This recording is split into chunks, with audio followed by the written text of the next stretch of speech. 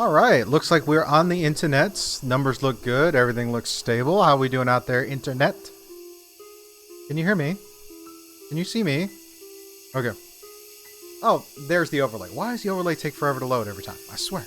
Anyways, how's everyone doing tonight? It's Saturday night. Another night for challenge accepted. We're going to see what our wonderful adventurers get into next. Before we do that, got a couple of quick announcements to make. First off, thank you to Syrinscape for the background musics and soundboards it will be using. This is a custom set I've been compiling together for this adventure.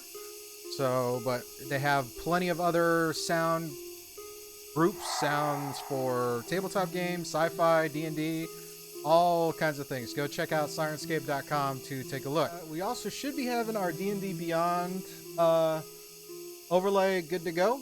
That allows you to track what's going on. Keep an eye on that. D&D Beyond, great place to manage your characters, so go from there.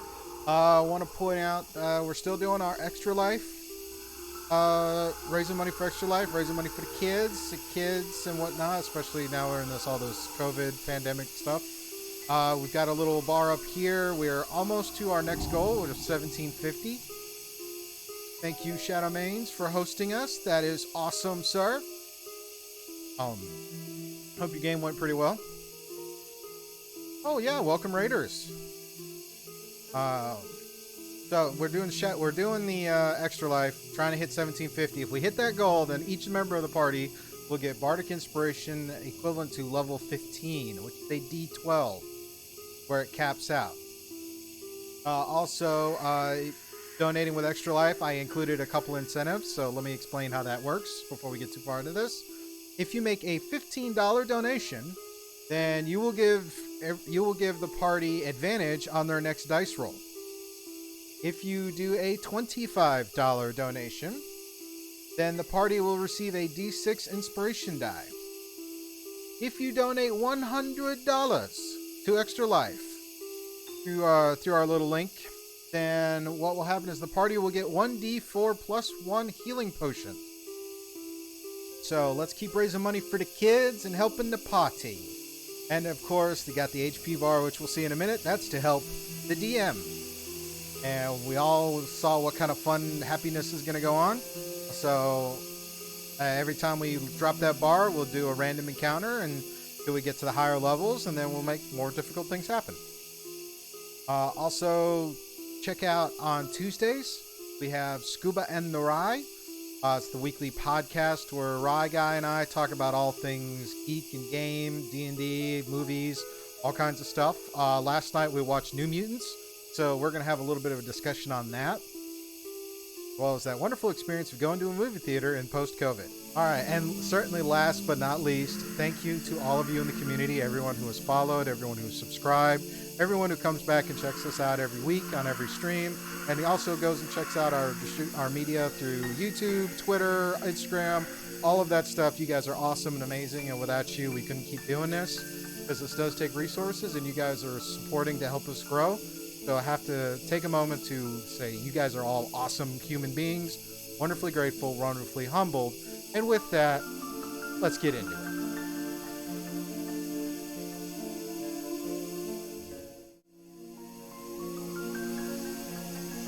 And here we go. Here we go. Here we go. Alrighty, so where we left off last week, members, is everyone was kind of introduced to each other and pretty much kind of collected by a gentleman named Pennyworth, who happened to be traveling around in a very unique house. Had collected you guys together to put you on a task to free an item that is both very dangerous and very powerful and very rare. In fact, it only shows up every 13 years or so. So there's a finite window to which to retrieve the item. It is in the land of Zherisia. But unfortunately, travel to Zherisia, or specifically where in Zherisia you guys need to go, has kind of been lost to the annals of time. Things aren't exactly clear on how to get there. As such, Pennyworth has decided to bring you guys to the one region that is closest in proximity and offers a path to Zeresh, and that is the land of Barovia, lorded over by a certain Strahd Vanzorovich. I think, yeah. So, once arriving in Barovia, the party has encountered a group of wolves led by a pair of dire wolves, and after a back and forth, the party was successful in defeating the two dire wolves, therefore chasing away the remainder of the wolves because they clearly wanted no part of this party. You guys have managed to come into the village of Barovia and come to the Blood on the Vine Tavern, where you bartered the dire wolves, and one of the pelts from one of the dire wolves with the tavern bartender to sit there and allow that for some drinks and some rest. Obviously, food is a little hard to come by, but hey, you just brought 2 giant meals for them to cook up. So while you guys have been waiting and resting, you guys have been a long rest. It's been a short rest, but due to the benefit of the chatters and the support, you guys all should be back up to full hit points as you rest and take part in some wine or water, whatever you prefer, and some wolf steaks that you can smell being cooked, and you receive that. You have your pelt. It's a little ripe right now. It still needs to be tanned and all that, but that's going to take a lot more time than you currently have. And with that, you guys are kind of hanging out the Blood on the Vine. Unfortunately, there are no rooms to stay. There's no lodgings in the village of Barovia. You're going to have to go somewhere else to get lodgings.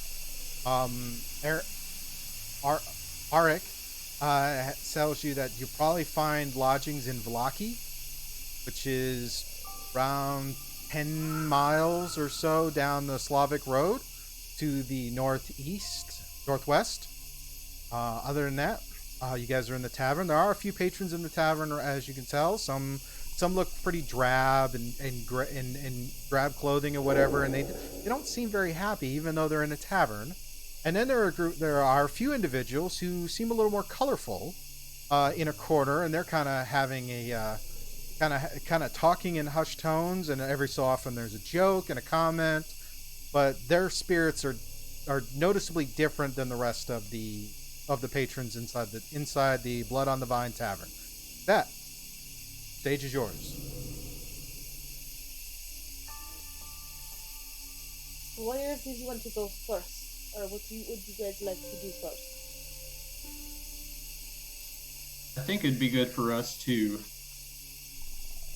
see what these people might know, find out what's been going on here locally in Barovia, to see if that might be able to give us some information about how to go forward before we leave to find lodging. I think we should take advantage of the time we have here in Barovia.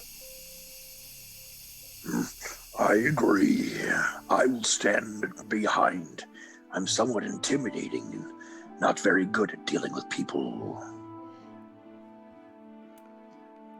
Well, I'm going to go up to the bar and get another round. And while I'm up there, I'm going to have a conversation with the barkeep. Just simply ask him if there has been anything odd going on, anything out of the ordinary, as far as animals, people, weather, anything just not quite right. Well, this is Barovia. There are a lot of things that aren't quite right. Anything that's extremely not right. All right. Eric, who's a kind of a pudgy short man, stands there, and he's kind of wiping down a glass and pours you and gets you another wine and says, well, I don't know about as far as really odd you were saying, but several days ago, I think, we had a house fire in town. This house on the far end of town burned down again.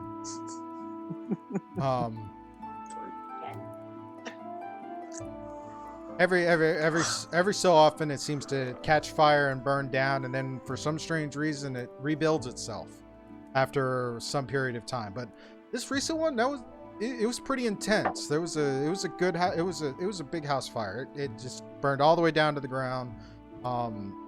Hasn't quite started recreating itself yet, but I'm sure it will. So that's the one story. Anything in particular else you're trying to figure out? Well, how often does this house burn down and rebuild itself? And does it rebuild itself, or is like the people that live there rebuild it? No one lives there, per se. Okay. But it does rebuild itself, and it seems every so often when people come to town and they go and investigate the house, and then the house ends up catching on fire and burning to the ground. Well, that sounds cursed to me. Welcome to Barovia. Normal. A house that rebuilt itself and a house that walking. Well, it's my first time to hear that. This is not like Theros. I don't like it. I'd like to see if I can perceive anything specific out of the ordinary that would set the people that were more colorful apart from the rest of the crew. All right, go ahead and give me a perception check. Okay. That is a 16. You look over, and judging from their attire and your knowledge of the area, that this is a group of the Vistani who happen to be hanging out here in the tavern tonight. And they're kind of jovial, but then they're every so often they turn serious, and then kind of speak a little hushed. But as given that you're there, I'm going to get a little bit of advantage on this. They are talking about some of the strange things that have happened. And recently, one of their elders has gone missing, and they're not quite sure what's going on. But other than that, they've been talking about these festivals and things they've been having, and that and it's just right now their biggest concern is the missing elder, and some of the camps are a little concerned for this. But that's about all you can get before they realize you're listening in and decide to hush up. Okay. I relay that information to the group. So, kind of getting an understanding here of the greater, the story and what we learned from last week. We're looking for somebody that is old enough or that's been around long enough to provide some information concerning Zherisia, and it seems to me that that the Vistani would be the people that I would speak to. Okay. So I speak to the group around the table. I think Carriger, you're still over by the tavern, but I imagine you could hear. But suggest that we go and introduce ourselves. I don't expect that they'll be very receptive, but I'd like to approach one of the members around the table and see if we can acquire some information about it. Well, and as soon as he would say anything about Vistani, I'd want to join him. Okay. I have no idea what the Vistani are, but if they're getting up, I'll stand up and join them as well. Okay. So you go over, and this is a fairly kind of for Titus, for what you know of Vistani. They have pretty well worn travel clothes. The colors are much brighter than traditional than the people in the villagers in Barovia. Jewelry, they're very plain, but they're very plain and functional as well. So they see the three of you approach, and they kind of stop with their conversation and are looking at you. There's about 4 of them at the table. Two Okay. men and two women. One of them is an orc, another one dwarf, and then the other two are. Okay. Do I get the sense that they're intimidated or more curious? Go ahead and roll an insight check. Oh boy. All right. I'm just gonna literally talk to him. 11. 11. Mhm.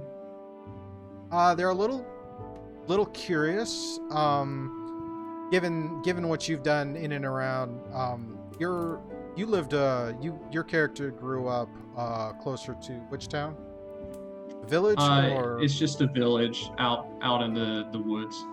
okay. So you probably you have the attire of someone who's been in Barovia, the look at her, so they're kind of there. But the Tabaxi and the Minotaur, on the other hand, kind of give them pause. It's like they're not quite. You don't get a sense, are they intimidated or curious? But it's definitely not something that they've seen before. So there's a definite there's a slight look of surprise. Okay. I go and introduce myself. You know, I'm Titus. I grew up in the village not too far from here, and I'm leading my companions to a place called Zherisia, but I don't seem to understand the way. Have you ever heard of the place? They look to each other. The human in the group is definitely middle-aged.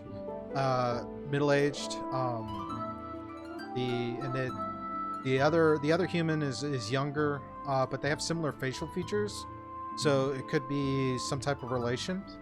The dwarf and the orc are kind of looking at each other. The dwarf sits there and strokes her beard, and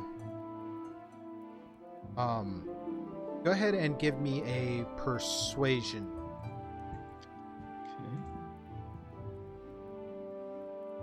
Okay. 8. I have heard of the Vistani before. Okay. That's what I'm saying, Sam. All right. They What- kind of I'm just gonna shift. They shift to look at you and are a little curious. The dwarf seems to have a glimmer of recognition that you're a Tabaxi. But still, is that like one of those like you've heard of them, but you've never actually seen one? And definitely the reaction to the Minotaur. There's as far as don't see them very much. So He's not doing it. He's just standing back. He's kind of cut his scarf. You can see the breath like coming out of his nose. oh boy. I can see a constitution check on their side. I was just twitching. I'm enjoying watching them. So you heard of He's just Vistani? standing. So you heard of Vistani? What have you heard? That my sister actually ran off to join the Vistani. That's about all I know, though. Ah, I don't think any of the clans here have ever seen a one of your kind in their ranks. But then again, Vistani are not wholly indigenous to Barovia. Our clans are everywhere. Very true. She may not have gotten this far. I'm not sure. It's possible. But hopefully you've heard good things about us. All I know is that most of them live here, and this is not a good place. But we are guests. As long as I've we never heard have the word Vistani before. the orc kind of looks up at you. And what is your name, friend? I'm Tavros the Other.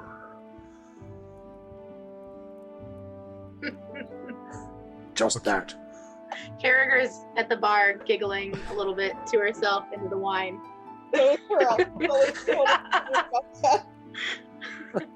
Tavros. Oh, okay. Not say I've seen your kind before. At least My not. kind is not not in- It's not your kind, at least in civilized society. We are very civilized where we come from. Some of us, anyways. All right. I am of a nice kind. I promise you, I mean you no harm. He let me touch his horns. I didn't let her. They all kind of just look at each other. Like, okay, well, okay, it's kind of that. It's kind of that awkward silence, like what to talk about next. I'm just So going about to this step back now. Zeresh. Zeresh. What do you know? You want to try another persuasion? Is I anyone do, is anyone actually, going to yes. assist? I'll kind of like stand up and. There's more of an intimidation on you. It would be, but you know what? For the sake of this, I'll give you advantage on that. So for the assist. Okay. So Thank roll you. twice, take the higher of the two. Let's see what happens. 11. It is the higher of the two. Look at mine. I can Alright. make a check if you want. Now, the human is sitting there. The elder human is sitting there, and you can see he's mouthing the word and he's thinking about it. This said that he sits there and he goes, long ago, there've been stories of that place. But it's supposedly another of the lands near here. However, no one's been there in a long time. Even we Vistani haven't been able to travel there. And we travel the plains quite frequently. There might be someone. Maybe. He looks to the others as they all kind of exchange a look with each other, and all trying to think through it, trying to figure out who. It's almost like they're trying to remember somebody, but it hasn't quite clicked who they're trying to remember. The plains, you say? In what direction would I go from here? See, that's the tricky part. You've lived here, you know. The mists are always the mists surround and keep everyone here. There's no way to tell a direction when you walk into the mist, because they'll turn you around unless you have permission to pass through. And in that case, one direction is as good as another when leaving through the mist. Would there be anyone that knows more about this that we could question and ask to get more information? Go ahead and you try a roll persuasion check there, Pearl. And since Tavros is there being such a gentleman and a scholar, I'll let you have advantage on the roll too. I'm 11. Oh, goodness. It takes a little bit longer having the conversation till finally the dwarf, she sits there and she's thinking about it. It's like, maybe Thurvin can help. And then a couple of them look at each other. Thurvin. And so where I'm at across the bar, can I kind of hear what's going on? Yeah. little I mean, bit. it's a fairly small tavern. It's not like Okay. it's one. It's not like you're on one side and they're on another, and then there's all these people.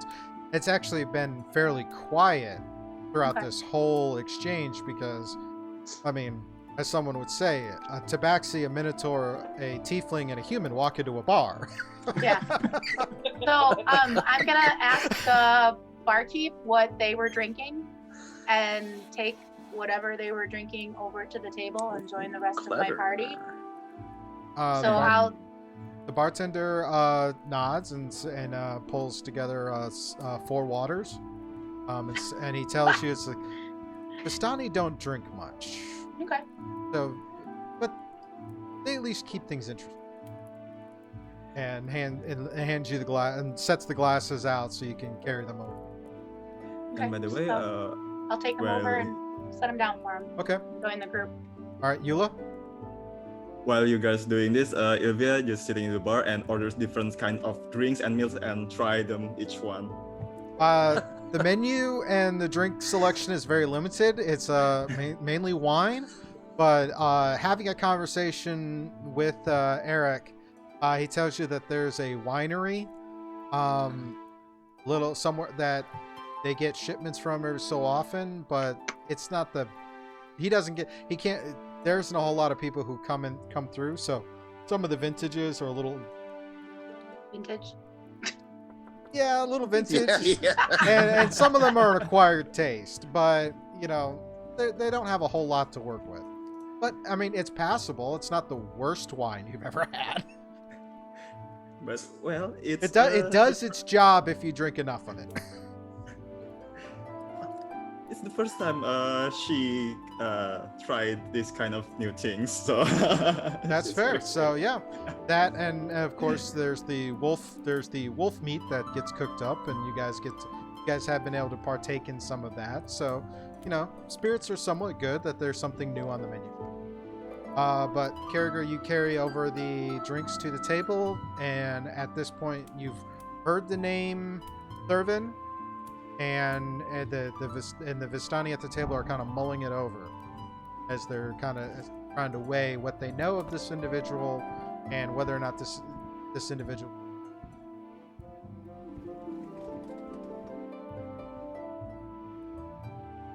So I guess I would then ask him, hearing the name, do you know where this Thurvin is?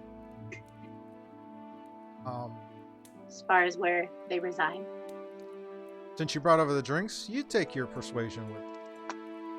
See who can dial this in. Let's see what it is. I have. Okay.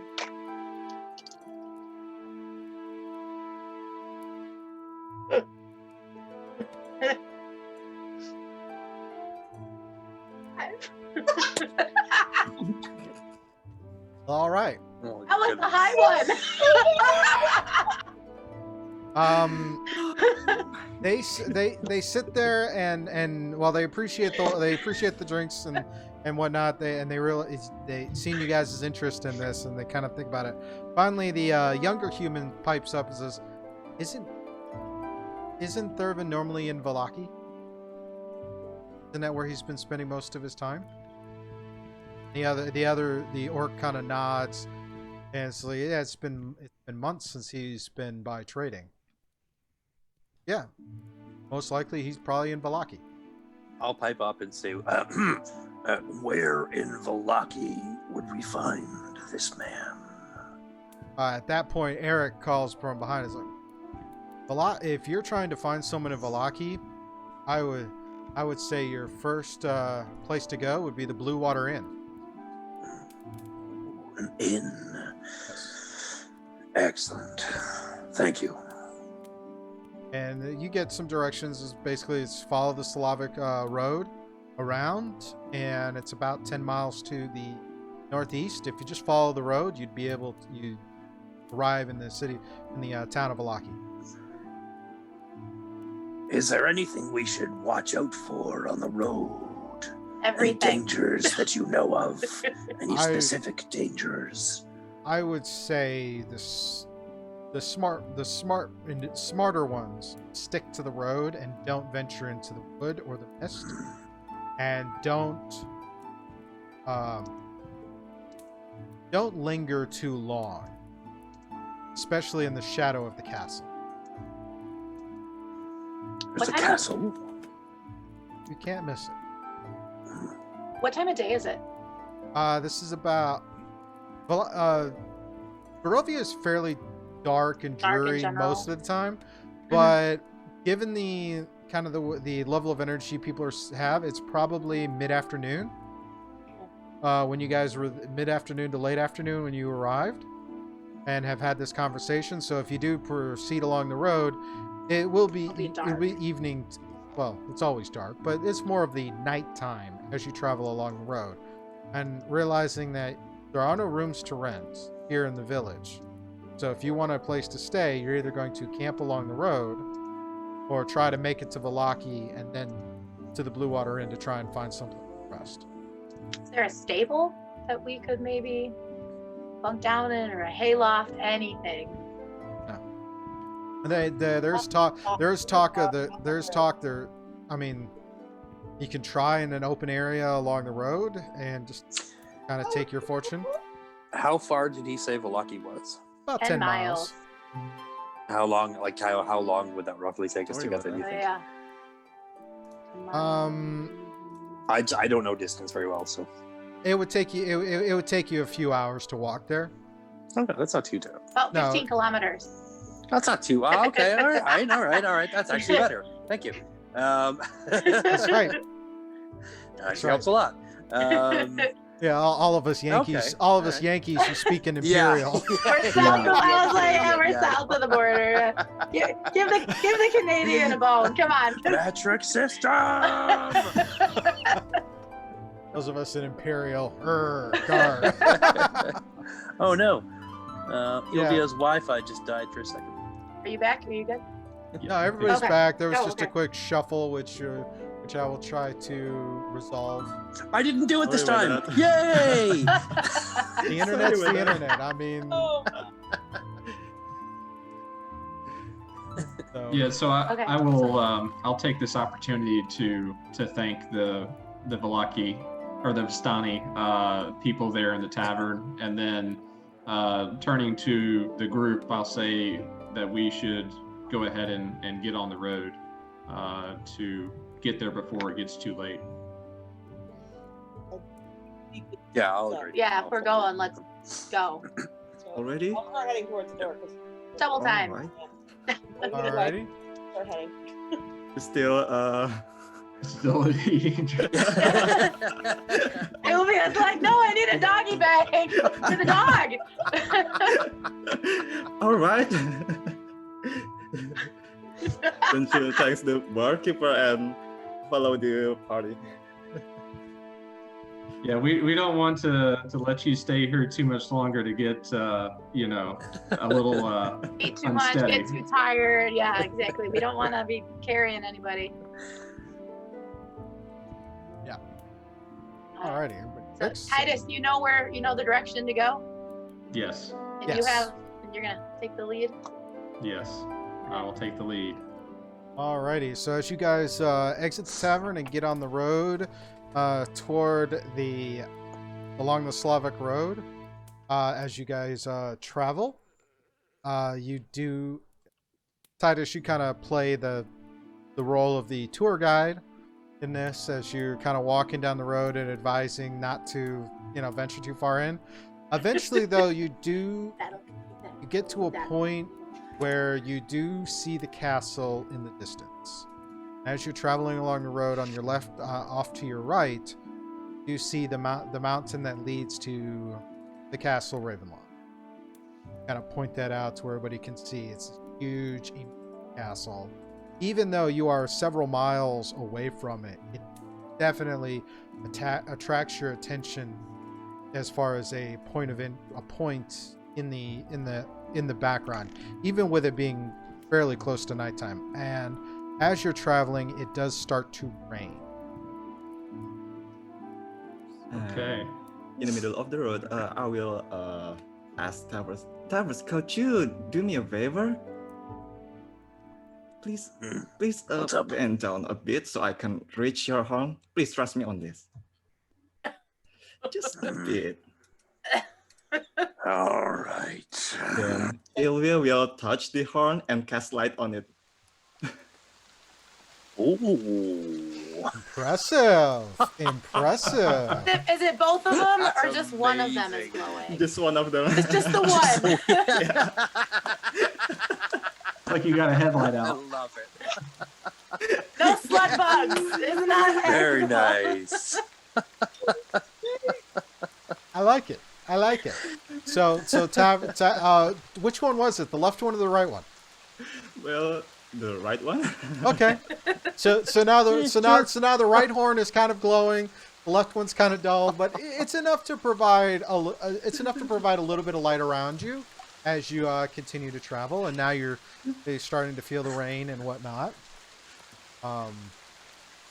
And at this, I mean, while we're traveling, I have my great sword just kind of draped over my shoulder, so I have it ready. I'm looking along the sides of the road and up into the trees as we're walking, and trying to keep a pretty steady pace, not to linger very long while we're close to the castle. Yes, you definitely don't want to be doing it. Yeah, if I notice the castle, I'm gonna kind of pull up my battle axe and just kind of hold it. Well, with one hand because I'm going to throw my shield in the other hand, and just Yeah. like walk along. I mean, towards with the front of the party. I mean, at this distance, Titus, just kinda- whatever light is in the castle is just like pinpricks, like looking at stars. But it's the fact that you could see the shadow, the outline of the castle against the horizon. You see, it's a very massive looking structure. And Titus, of course, is definitely leery because this is where Strahd makes his residence, and people of Barovia don't particularly like Strahd, or don't, and definitely try to stay out of the castle's line of sight. Sure. Yeah, and as I say, as I see him kind of get prepared, I'll like get nervous. So I'll kind of ready myself as well, I'm just just in getting case. upset about the rain. I'm like, and I wanted to start calling out, Tilly, where are you? I need you right now. All over, up in the sky, around me. Give me perception checks. All of us? Yes. Okay. Oh, 7. Not a good night. 23. Wasn't there something about D&D Beyond taking on Avre? Because I think that's happening. I've got a 6 11. perception. I heard a 23 from Eula. Uvia. Yuvia. Titus, what was that again? 6. Tavros? 11. 11. Pearl, what'd you get again? 13. 15? 13. 13. Okay. So as you're calling out, you every so often you hear an echo from different directions of someone of what sounds like your voice from some of the trees, and you're not quite sure what or where it's coming from, but as you call it out every so often you hear it again in your voice. Yuvia, as you're looking about, you notice there on the side of the road, it looks like there's a body of some type. My rapier is out at this point. It Well, doesn't. no, Doesn't I yet. don't know this. Yep. But I'm like at the ready already. Can I react to her reaction? What is? Before I get to that, Yuvia, since you're talking, what is it you're seeing? Because you see this body along the side of the road. As you go, it doesn't appear to be moving. Yeah, I will raise my hand and make the party halt and points out the body. Now I pull my rapier out. Should we check that? Can I do a history check to see if I've known of any traps like this being set? I feel like it's a trap being set on the roadway. You know, if he's pointing out this body, I'm not likely to approach it without some reflection. Go ahead and roll a history. Go ahead. Go and roll that history. I'm literally completely distracted looking for my owl. 10.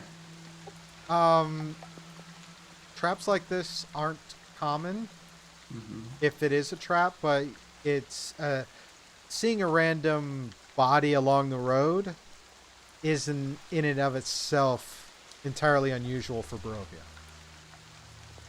Can I do an investigation check? You can. Can I do that? What are you investigating?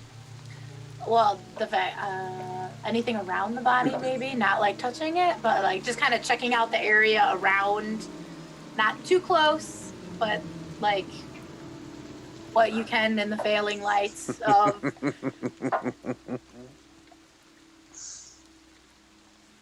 15. 15. The body is not is the body is that of some type of some humanoid. As you get closer and take a look, it looks like it's probably an elf.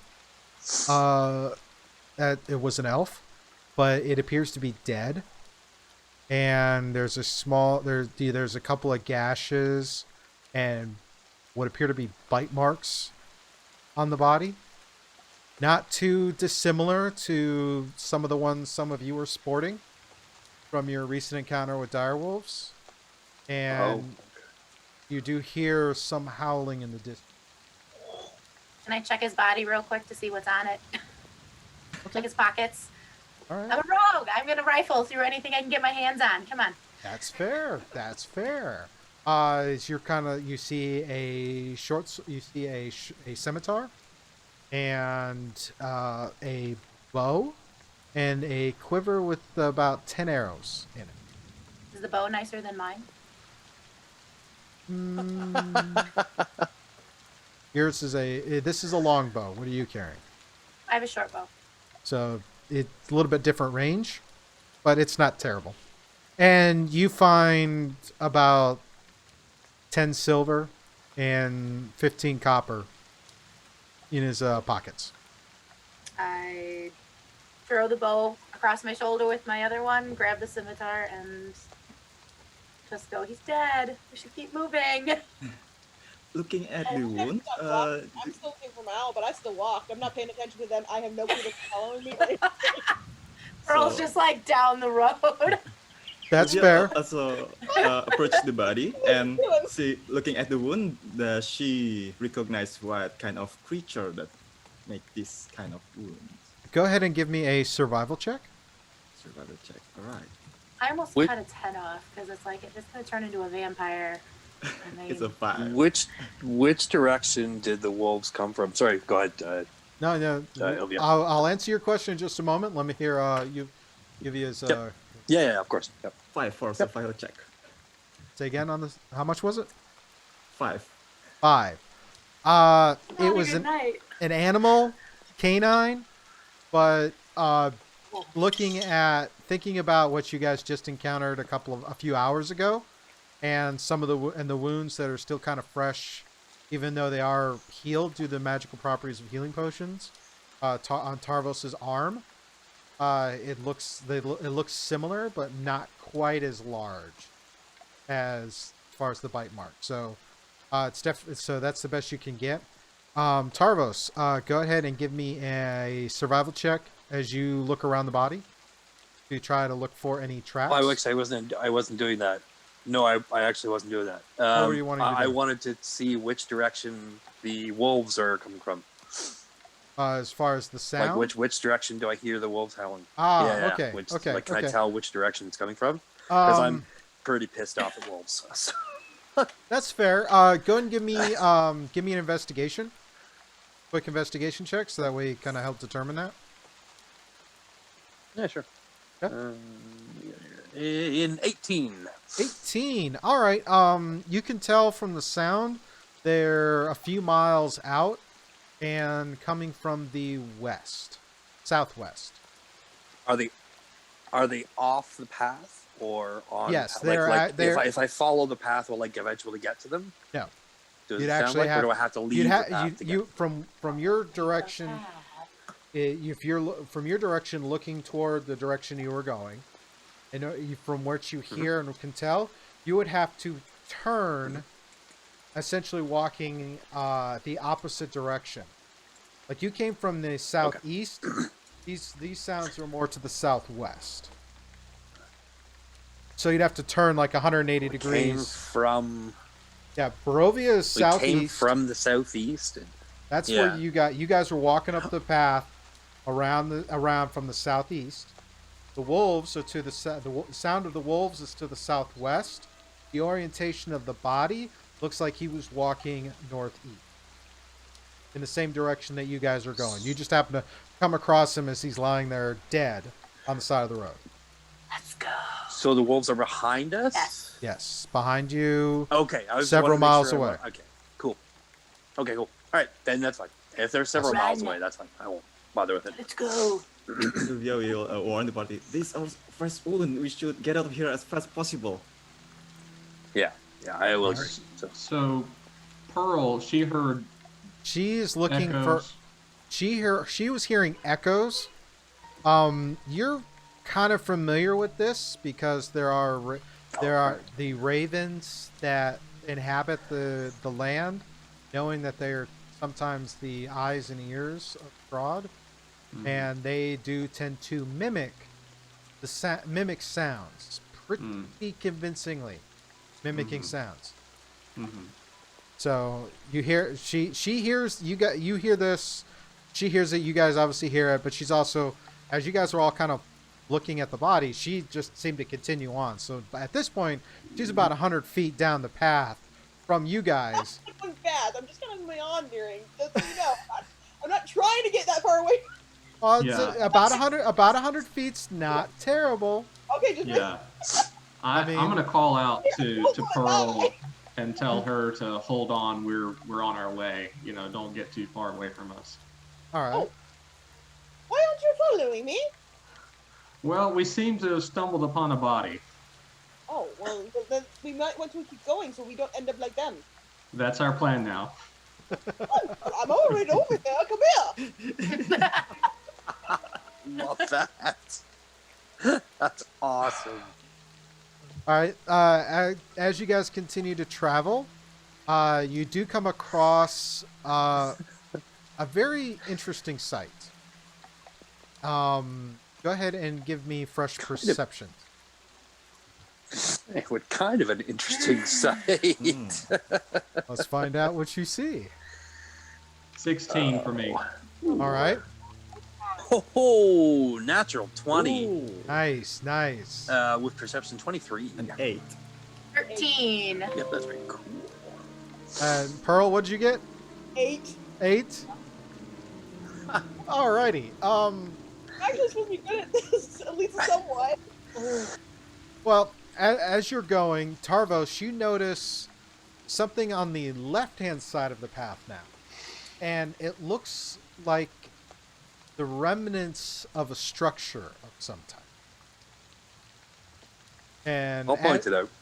And as you do, Titus, you take a look, and you take a moment. You look at the structure he's pointing out. You look around and kind of mentally go through your head where everything is, and there used to be a windmill here,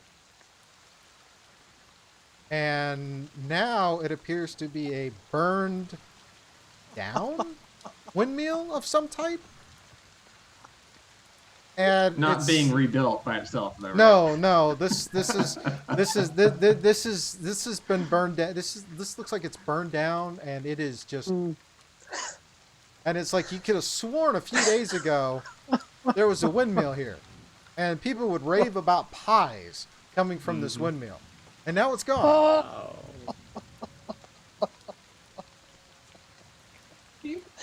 All right.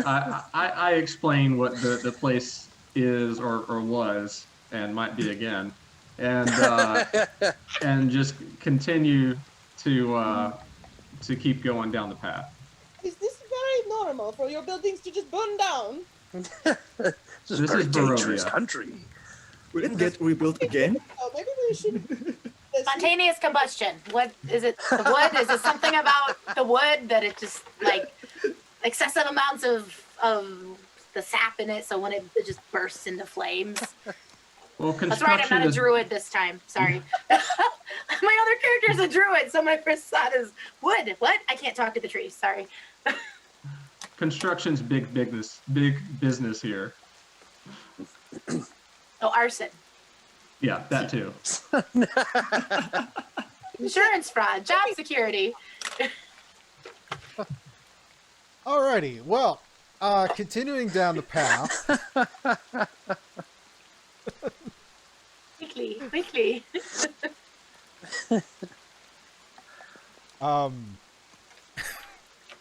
It's hilarious. All right, Looking for my continue. owl.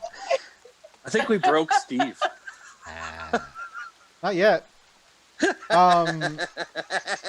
Pearl, give me a perception check.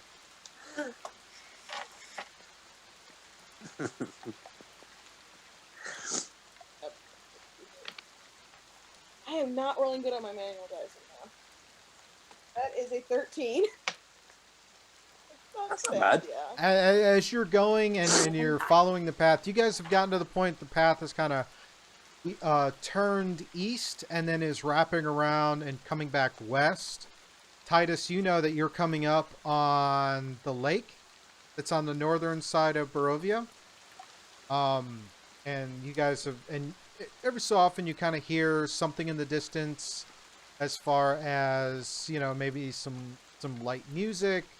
I believe that possibly some bagpipes or something as you're kind of making this path around. Some reason, I mean, it's a very unique sound, and it also sounds like someone needs a lot of more practice. But Pearl, as you're going about, eventually you hear something in the, even though it's raining, and eventually your owl does appear. And as it comes to you and you hold out your arm for it to land, you notice that in one of its claws, it's got something. And as you kind of hold out your hand to take a look at it, it's a trinket of some type. It's kind of caked in, but there's a little bit of shine to it from the rain kind of washing off some dirt, and it appears to be some type of holy symbol, but you're not quite sure. It's a pretty kind of old. Okay, At some type. Can I like kind of inspect it to try and see if I know anything about it or anything? With it being, I'm not really a holy person at all. I've been in a monastery, so. Kind of, you'd have to roll a religion. You'd have to roll a religion check. Holy stuff. Can't say I'm gonna do it. But... Am I standing by her? If you want, yeah. Oh, Yeah. Look, my owl brought me something.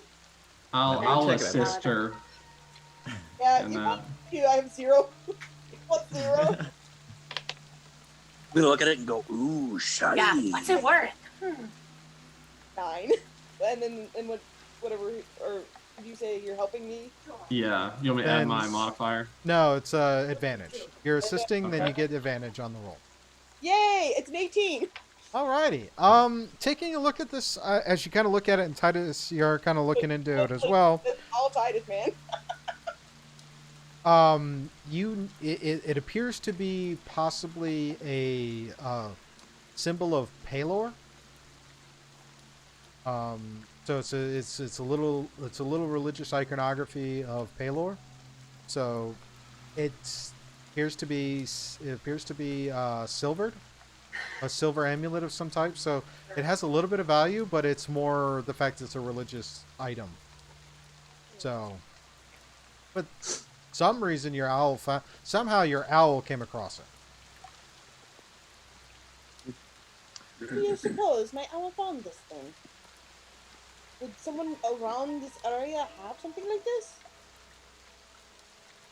What do you think, Titus? I am very suspicious of anything silver that happens to come upon our path. And I'm not so sure what to think of this just yet. We should be careful. Why If you Why have something silver? to hit something with, it's silver. Why are you suspicious of silver? let's just say that things are not always what they appear. I'm gonna tuck this into a pocket or something. Okay, I want to figure this out. This is a new mystery for me. that works. Would I be able to ascertain anything more about it other than that it's a symbol of it's Palor? old. It's a little bit corroded, but you can tell it's a symbol. It's an iconography of Palor.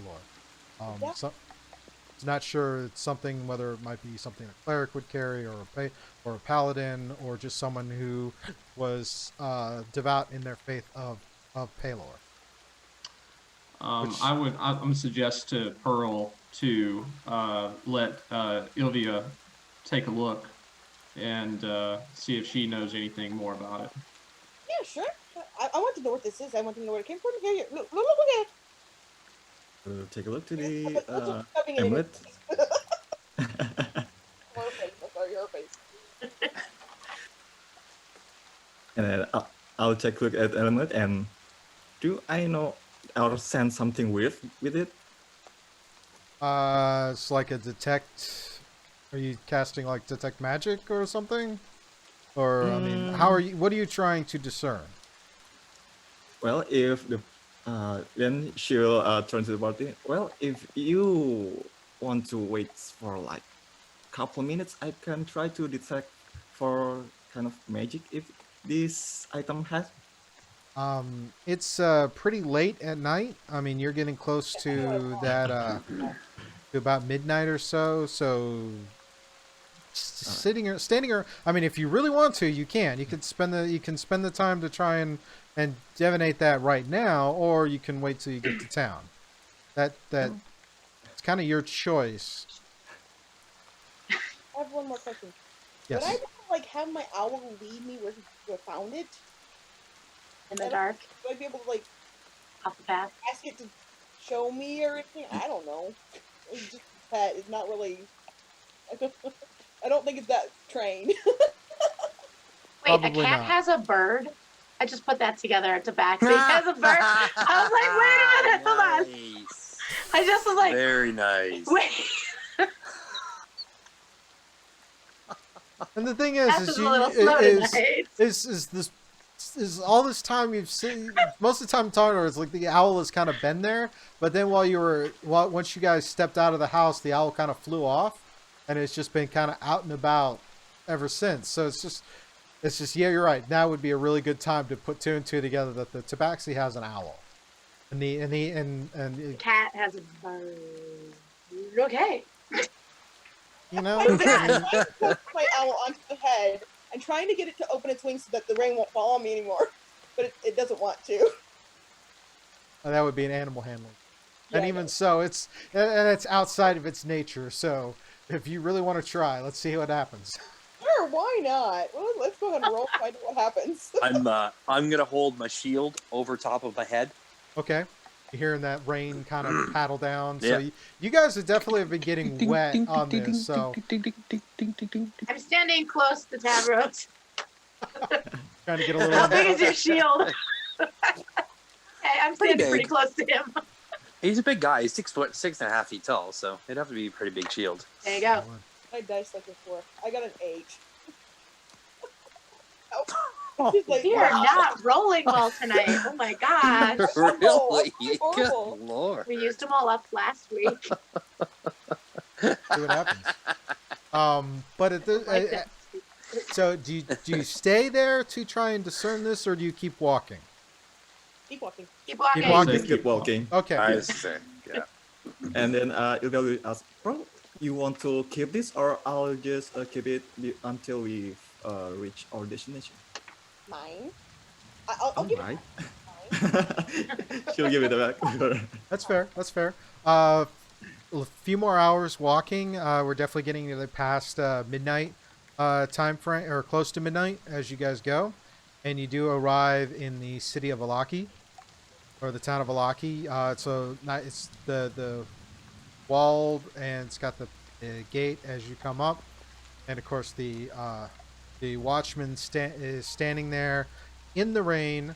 But also, as you guys are approaching, you see a flash and a hear this immense thunderclap that echoes from the northwest.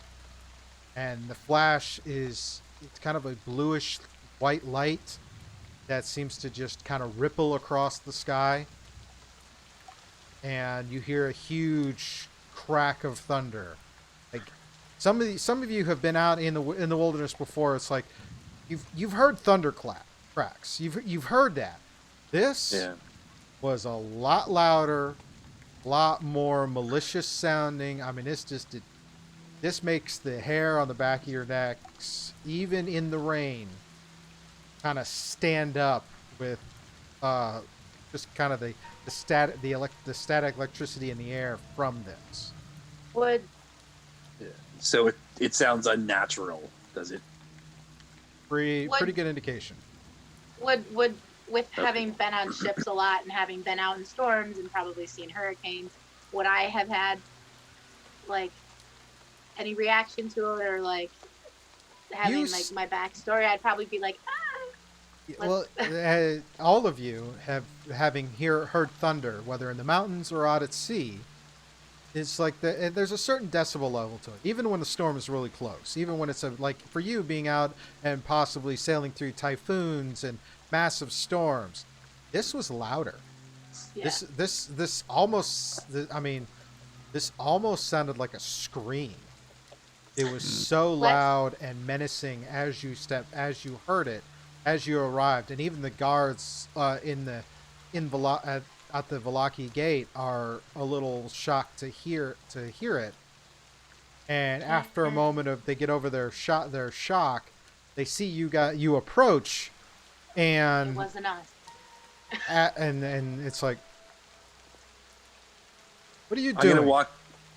You said there were guards at the gate? Yes, there are a couple of there's a couple of night watch. I mean, they look miserable because they're standing in the rain. I'm holding my battle axe and my shield.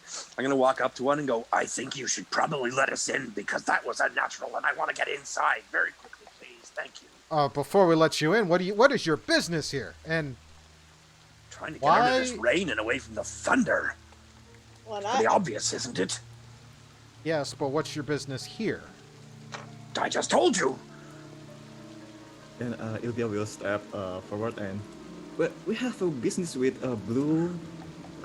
wait, I forgot the name. Blue Water Inn. Blue Water Inn. Well, and my character literally goes and like kind of runs towards the door and like under and like next to like almost hugging Tavros now. Yeah, like I'm trying to intimidate them into letting us in quickly. All right, go ahead and roll that intimidation check. I'm just hiding behind Tavros. That is a 9 plus 2, 11. They're not easily swayed, but I mean, as they're just trying. You can kind of get the sense that they're just doing their job to kind of ask questions, like who at this time of night and this kind of weather, who would be entering Valaki at this late. So they're wanting to know what it is your business is. So I'll just walk up amongst the group and approach the watchman and say, look, we're just trying to find lodging. We didn't want to risk staying out along the road and thought it'd be safer to enter in, and just ask if you would please let us enter so that we can find some place to rest. You're heading to the Blue Water Inn? Yes. They kind of look at y'all. It's like, it's probably a good idea. And they open the gate and allow you guys into the city, into the town. And then kind of, Titus, you've been here very rarely, but you do. But knowing the Blue Water Inn is probably the most prominent place as far as a gathering, especially on a night like tonight. Mm-hmm. So you kind of lead them to the Blue Water Inn. And it is at that point we will take a quick break. You kind of stand, stretch, grab drinks, bio break, all that fun stuff. About 10 minutes or so, and then we will come back and continue inside the Blue Water Inn and see what happens from there. So I shift over to here.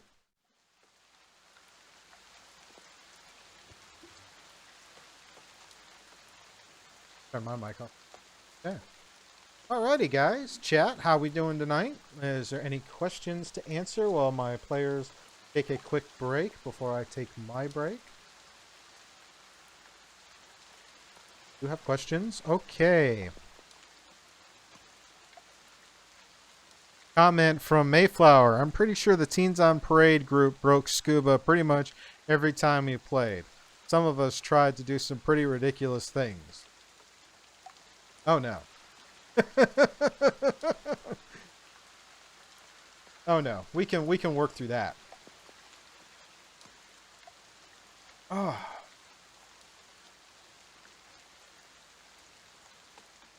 Taking their break. How are we doing tonight? Oh wow. 87K of the 1,000 goal. You guys are awesome and amazing. I guess we gotta start seriously planning that new show. Why, thank you, Dyra. As always, if you have questions for me or the cast, go ahead and type question in all caps, and then the question you want. It'll bubble up into a feed I have. Same thing, comment in all caps. And any comments or whatever that I can, for myself or the cast, to kind of respond to. I'm glad everyone's enjoying the session so far. When do the characters get their gifts to use? They will get their gifts as soon as they earn their gifts. And probably will find some way to bring it in organically. The donations for Extra Life or the... are all going to be one of those things, because if they have potions, then we'll find some way for them to find them organic. But the inspirations and advantage, that'll happen as we see the thing.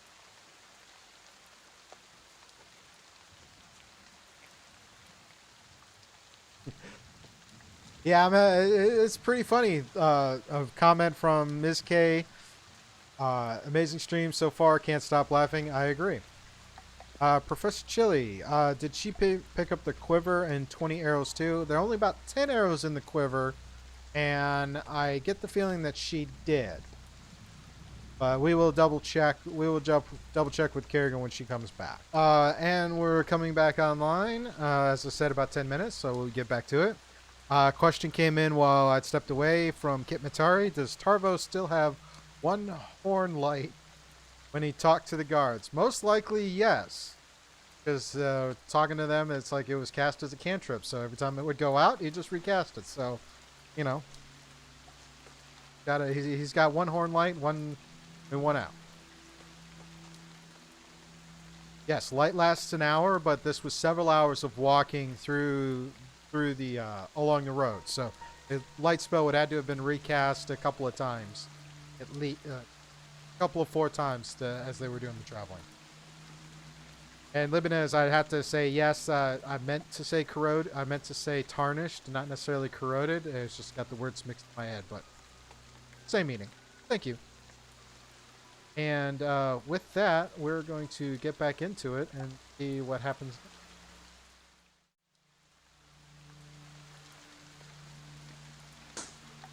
Alrighty, everybody. Here we go. Here we go. You have entered the Blue Water Tavern in the town of Valaki. It is late at night, but surprisingly, there are still a few patrons in the tavern. It's as you come up on a smoky gray, even though it's raining, there's still some smoke you can see rising from the chimney. This is a large 2-story wooden building with a stone foundation and a kind of a sagging tile roof. There are several ravens perched about, kind of looking, even though it's raining. And as you step inside, there's a barkeep and an innkeep. They look to be related. One male, one female, so it's probably a husband or wife pair.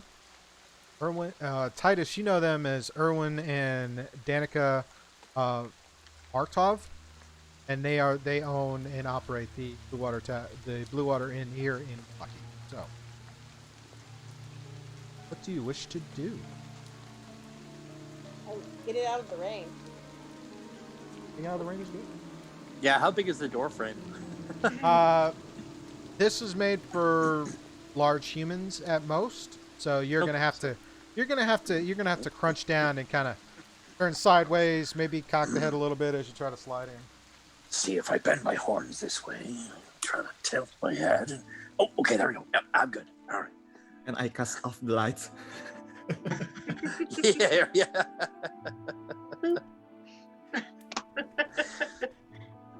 That's what I imagine her doing. Just boop. There's a little switch. All right, so I'm gonna walk in and I'll head straight towards Erwin and Danica and make introductions. I'm familiar with them, and just kind of shaking the water off of my clothing and getting adjusted. I'll walk up and make introductions and kind of get a sense of their reaction to this Minotaur figure coming into the inn. They both kind of look, because they watched Tarvos coming in, because he's such a unique sight stepping into any establishment. And Danica is like, Tarvos, I have found some very interesting companions this. What brings you guys to Titus? Vallaki this time? Yeah. What's bringing you to Vallaki this time? Well, partly we're here to find some lodging, and I hope you can accommodate all of my companions. Oh, yes. We have some open rooms. Not how long they'll be open, but we do have some open rooms right now. You know the going rate. There's the one room with 4 beds, 2 rooms with 2 beds. What kind of rooms are you looking for? Just simple accommodations for us. Okay. And yeah, nothing fancy. Of course, obviously we know there's not very much that is fancy here in Barovia, but whatever you can provide. Well, I can provide a room I can do one of the rooms with 4 beds for the ladies, and one of the rooms with 2 beds for, or we do have a room with 2 beds for you and your large friend. That'll be 2 Electrum for the night. That'll be fine. We can do that, and some meals for us in the morning as well, if we can do that. Yes, of course. So, what brings you into Vallaki at such an hour? Well, we're on something of a journey and trying to find some information, and understood that there was a individual by the name of Thurvin that was known to frequent this establishment, and we're hoping to find him and obviously find lodging, because staying anywhere besides an inn in Barovia is not advised. Your mother raised you right. Yeah, raised you right, lad. Then no, it's not a good idea to camp in Barovia. Thurvin. And go ahead. Pearl and all you guys except for Titus, roll a perception check. Because Titus is clearly engaged in this conversation. You guys are all kind of taking in the sights and looking about. Ooh. Net 20. 1, 6. 10. 9. All right. At the mention of Thurvin, Erwin and Danica kind of look at each other, and Yulia, you catch something out of the corner of your eye. Way back in one of the corners, there's kind of a shift of a chair, and as you look, and there's one individual who's got kind of his hood up and he's kind of hunched over, but at the mention of the name, he kind of shifts in his seat, and he turns his head to start looking at the 5 of you as you've come in. I'll just bluntly turn toward the person and just, do you know something about fervent? Like bluntly. Like, This person's about 15, 20 feet on the other side, but it was quiet enough that he heard they heard the saying. So, do you say that loudly? It's like, do you know Thurvin? Yeah. And he just kind of sits up a little bit and kind of motions you to come over. Then I'll let the party know. Okay. And at this point, Titus, as you're talking with them, and when you mentioned Thurvin, they looked at each other. They both kind of pointed over into the corner where the same individual that you now see, Yulva, is walking over to. Okay. I'm gonna walk up to the bar and order a drink, like a big glass of ale, a mug of ale, and then walk over with Ilya. All right. They look at you as, we don't have ale, but we have two types of wine. We have something called Grape Mash, and then we have Red Dragon Crush. What is Take the dragon. Yeah, I will go with the dragon. That sounds more Alright. interesting. So they pour you a pint, and be like, there'll be 1 silver piece. I'll pay them. Okay. So, you got your pint of Red Dragon Crush wine. And then I'll walk over with Okay. Ilya. All right. Said something that I'm just going to be beyond or over that direction. Oops. Okay. Carriger. I'll do the same as the big guy. And I put my silver on the. All right. Now you Counter. you have a pint of See, when Tarvos picked his up, it's a really small looking glass. You picked yours up, it's really kind of big. It's almost like that. I don't have anything close. Yeah, it's like, yes. There you go. It works perfectly, actually. Alrighty. You have a very happy tiefling kind of like bouncing along behind with your. Hey, do you have horns? Yes, I do. Can I touch your horns? You beat me too. I was like, the next time we sat down, I was going after her. Someone touched my horns, and I'm curious what it feels like. It sounds like you need to talk to someone about it, Hmm. but You'd be surprised what I need to talk to someone about. be gentle. I'll just kind of reach out, go boop, and then.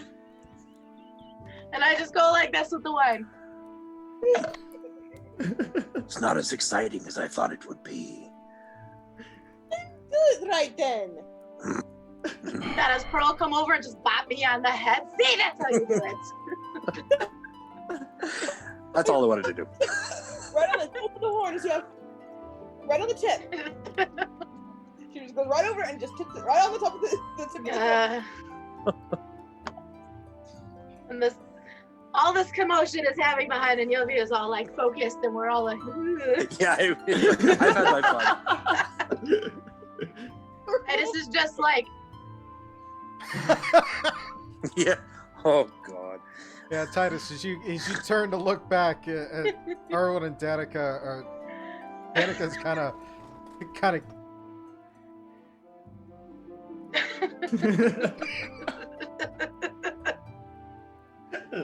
Erwin. So did Erwin and Danica did they conclude everything with me that I'm going over to the group? As far as you've negotiated the room, a couple people got drinks, they pointed out the individuals, or anything else you wanted to talk to them about? You see Danica's trying not to laugh, and she's doing a very poor job at concealing it. Erwin is just kind of shaking his head. Yeah, I don't think I have anything else to talk to them about just now, but yeah, so I should be good.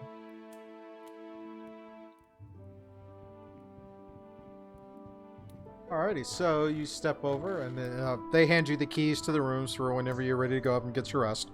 And then you proceed to follow the others over. Yuvia, you come up close onto this individual. Oh, You notice as you get closer, with the hood and whatever, and kind of looking through, you can tell that it appears to be a half elf male who's sitting there, but he's definitely older than he's definitely middle aged, but I mean, and he's just kind of sitting there and watching all of you as you approach, kind of studying each individual as you all approach. I'm just all joyful because I got to touch her horn, so I'm just all happy, like, and just kind of sidle up right next to you, Yuvia. And the table, you notice, actually has seats for all of you to be able to sit down with him if you. Yeah, if you will take a seat and will introduce herself. My name is Ilva, and it seems you know something about Fervin. What's your business with Thurvin? Well, we want to know some information from him. Oh. Just because you want to know information doesn't mean you're going to get any. Well, we can try.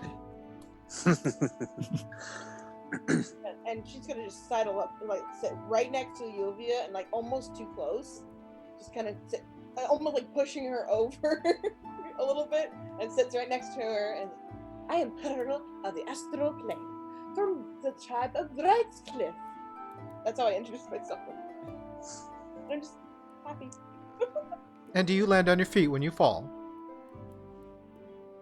Most of the time.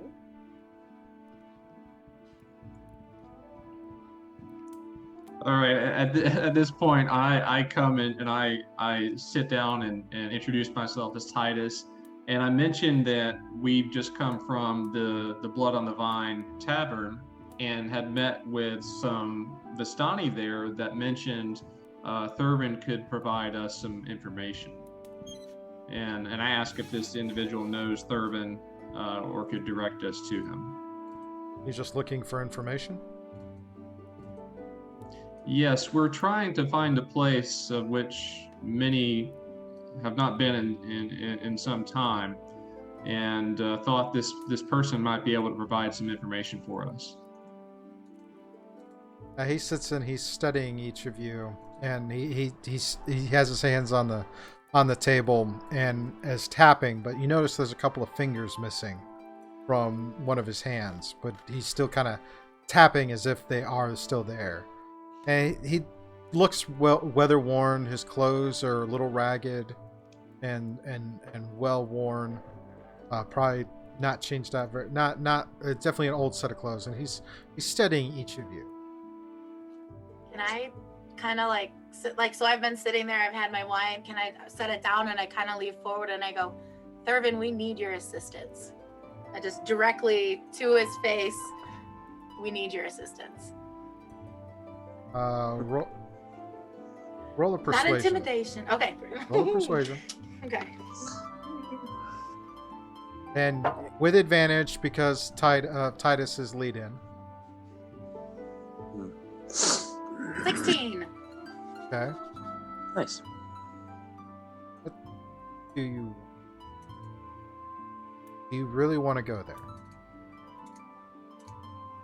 We haven't even told you where. Still staring and studying each of you.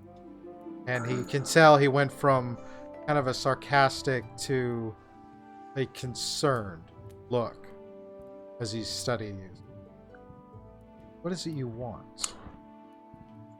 To save the world. Find my sister. I just want to find a wolf to kill. Then This one, I don't like wolves. I just pat Tarvis's arm. I will get my revenge one day. I swear it. All that aside, can you help us? but why do you want to go there? We've been tasked. Tasked. And where is it you want to go? We want to go to Zeresh. At the sound of that, he kind of looks about and then kind of leans in. Zeresh is a big is there anywhere more specific you're trying to find? We were told to find a thing. Kind of. We won't We have know the- until we're there. Yeah. What, That's the thing.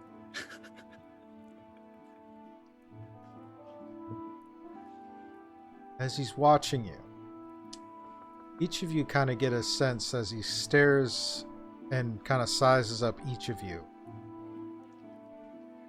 Almost as if he's trying to discern something about each of you as you're inquiring about this.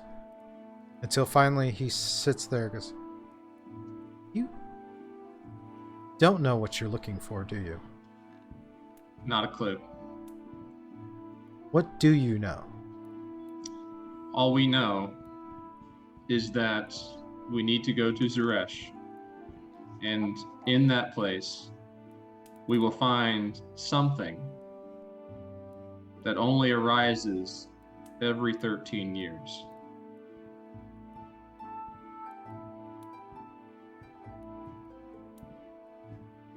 And in order to protect the lands, it needs to be in a safe place. Safer than it is at present.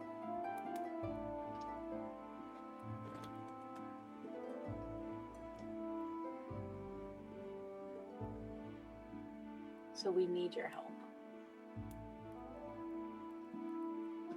Are you sure you want to go there?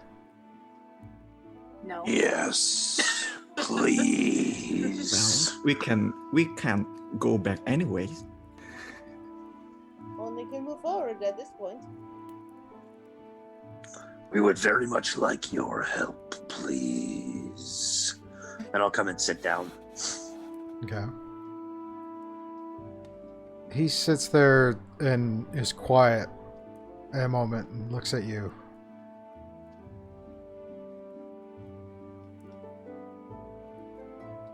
You're serious? Yes. Come on, how can't we not serious about this? Do I look like I'm joking? What's Is your the- horn still glowing? Yes. No, I can stop. But yes, when Then- he's entered the tavern. Do I Then look like I'm joking? after a moment, again, he all throughout this, he's studied each of you, spending time, kind of, almost look like he's studying like someone would study a sculpture or a painting, to try to discern the meaning and its intent. And after a while, with what you've explained to him, and almost as if has some other insight that you're not aware of, he sits there and says, "Then you're going to want to go to Paradon." What is Paradon? Paradon is a city in Zeresh. Oh,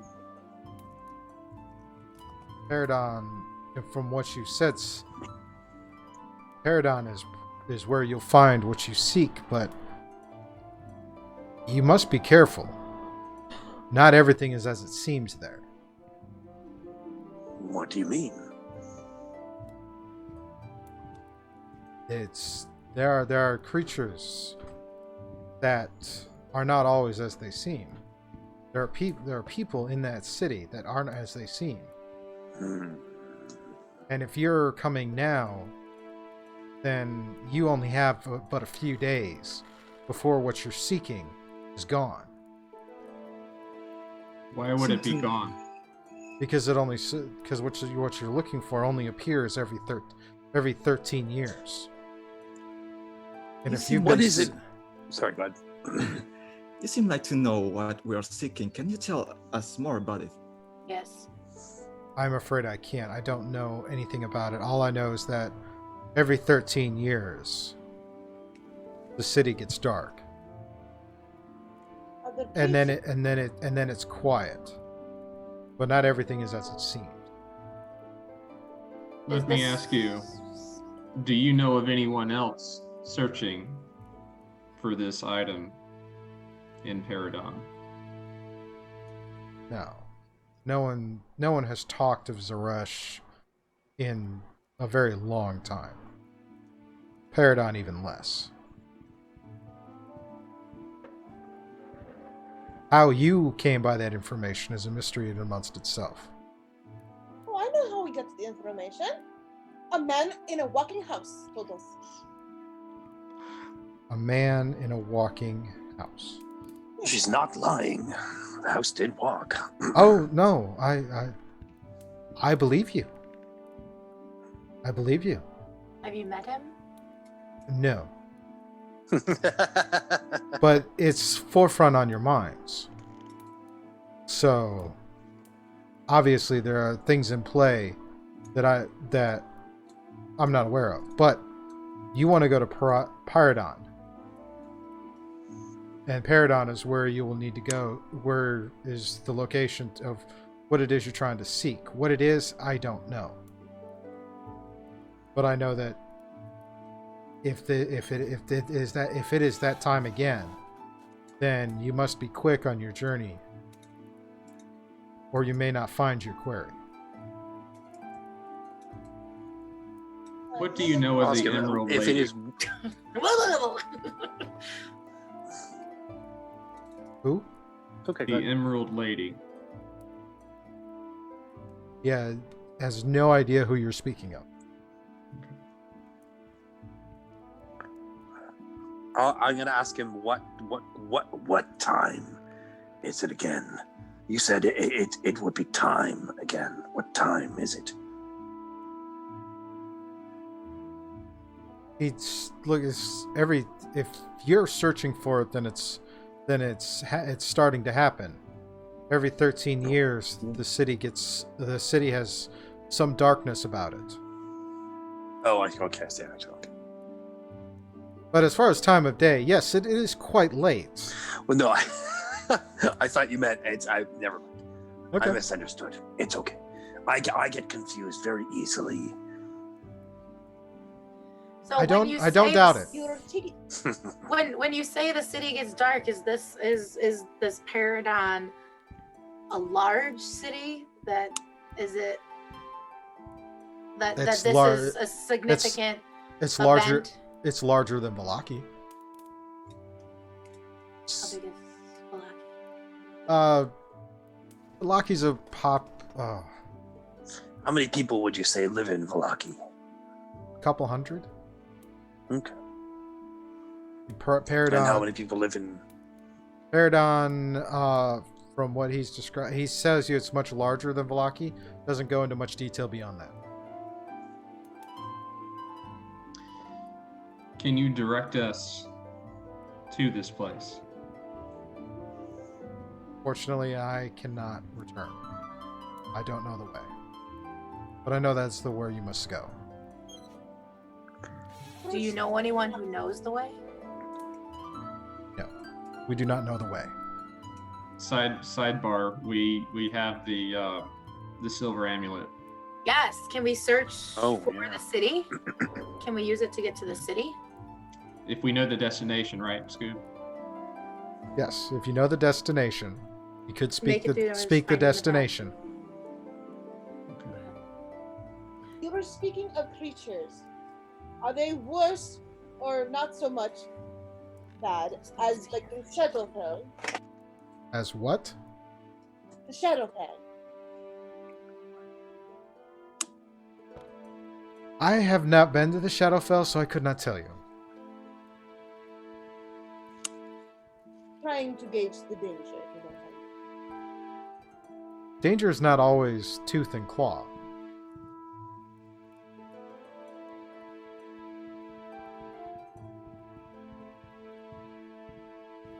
Interesting. Do you have any?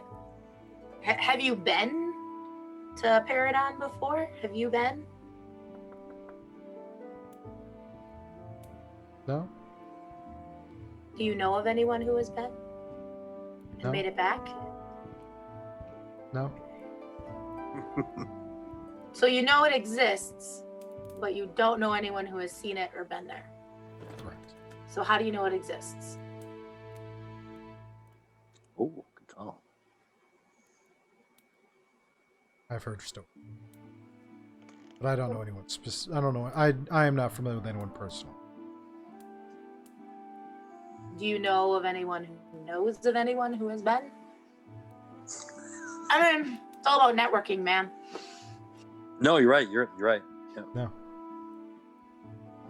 But it's late. I'm tired. If you'll excuse me, I'm going to call it a night. And he stands up. I appreciate all the information that you've given us. Thank you. If you do go, be wary. And with that he leaves. Well, things aren't like they like multiple times. I take that back. He wasn't very helpful. I was like, that was about as I can't even speak. Successful as our conversation with Pennyworth. What are you looking for? I don't know. How are we gonna find it? Maybe you'll find it. How do we know it's the right thing? You'll just know. Well, at least we know where we're going at now. But How many? Don't That's tell amazing. me what they're supposed to be. Must have been philosophy majors in college or something. what was that, Ilvia? Yeah, at least we know about the our destination right now, so we can test the silver amulet if you want. You can use the amulet. We're probably in the That's morning. very true. I don't want I that. think it would be good for us to get the advantage of a rest before Yes. we venture Of course, into after that. this Very, very unknown, much so. perilous place. Maybe My see what horns need kind of sharpening. supplies. Yeah, see what kind of supplies we can get because we don't know what we're gonna encounter. I Mhm. think that would be. I mean, you're for the most part fully stocked up. It's just you're a little wary and have a few wounds from the first couple of creatures you encountered. So Say Getting we a- heal and see if we can find some more healing potions somewhere. Stock up so everyone is. Are in Barovia. Yeah, I would say we could Try, but we could take this opportunity also now that we're not on the road, surrounded by Divine the- wolves and ravens, to take a better look at the symbol of Palor that your owl friend delivered to you. that was a good idea. Right, What I else can take a look at found? it. Again, pretty much shove it in her face. She'll take it and starting cast ritual detect magic. okay. 10 minutes go by and you're not noticing anything magical about the amulet. It seems like a regular holy symbol, I think. Then she'll just pass it to Pearl. That could be some kind of a- You should ask the innkeepers if they recognize it. Is there any parallel worshipper in Sure. Barovia, usually, like our parallel church? There's a few places, but nothing that is going to be open and available to you right now. Well, yeah, obviously. Yeah, at this point it's like well past midnight. Most of the other patrons are gone. In fact, Erwin and Danica are kind of ready to turn in for the night as well, but they're being good hosts and whatnot, are waiting until you guys retire for the night. Why don't we ask? Ask. Yeah, Pearl, you might You want to say froze. that again. What the- Say again? Say that again. I said we should ask Danica about the police in the morning. It is late. Yes. Yes. We can. I could definitely use a rest. Let's hope this bed fits me. I hope I don't pierce the walls with my horns. As soon as I get in the room, I literally kind of just jump on the bed and just like happy and just lay there. I don't take anything. I don't do anything with the clothes. I just lay there. I'm just right. Yep. How long are the beds? Say Titus would have given us the key, right? I would Yeah. take the key. Yeah. I would take the key from Titus to go up. The three of you go in. The room you go in has 4 beds in it. How big are the beds? Single size humanoid beds. I mean, Okay. you go to lay down on it, Tarvos, and it's like it's like you almost kind of the way the footboard lands. You actually scoot down a little bit so that your knee bends over the footboard. So it's kind so you have your upper body on the bed, but your feet are bent at the knees, kind of dangling off the edge, kind of like if you're sitting on a table and you just let your feet dangle. Only you just kind of laid back. I suppose it could be worse. It's definitely a lot more comfortable than some of the places you've been recently. Yeah, exactly.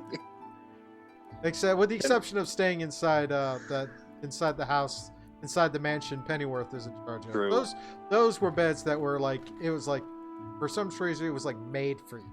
You don't know how, but the bed was like proportionally perfect for you. This Here, will do, I suppose. not so much. Cool.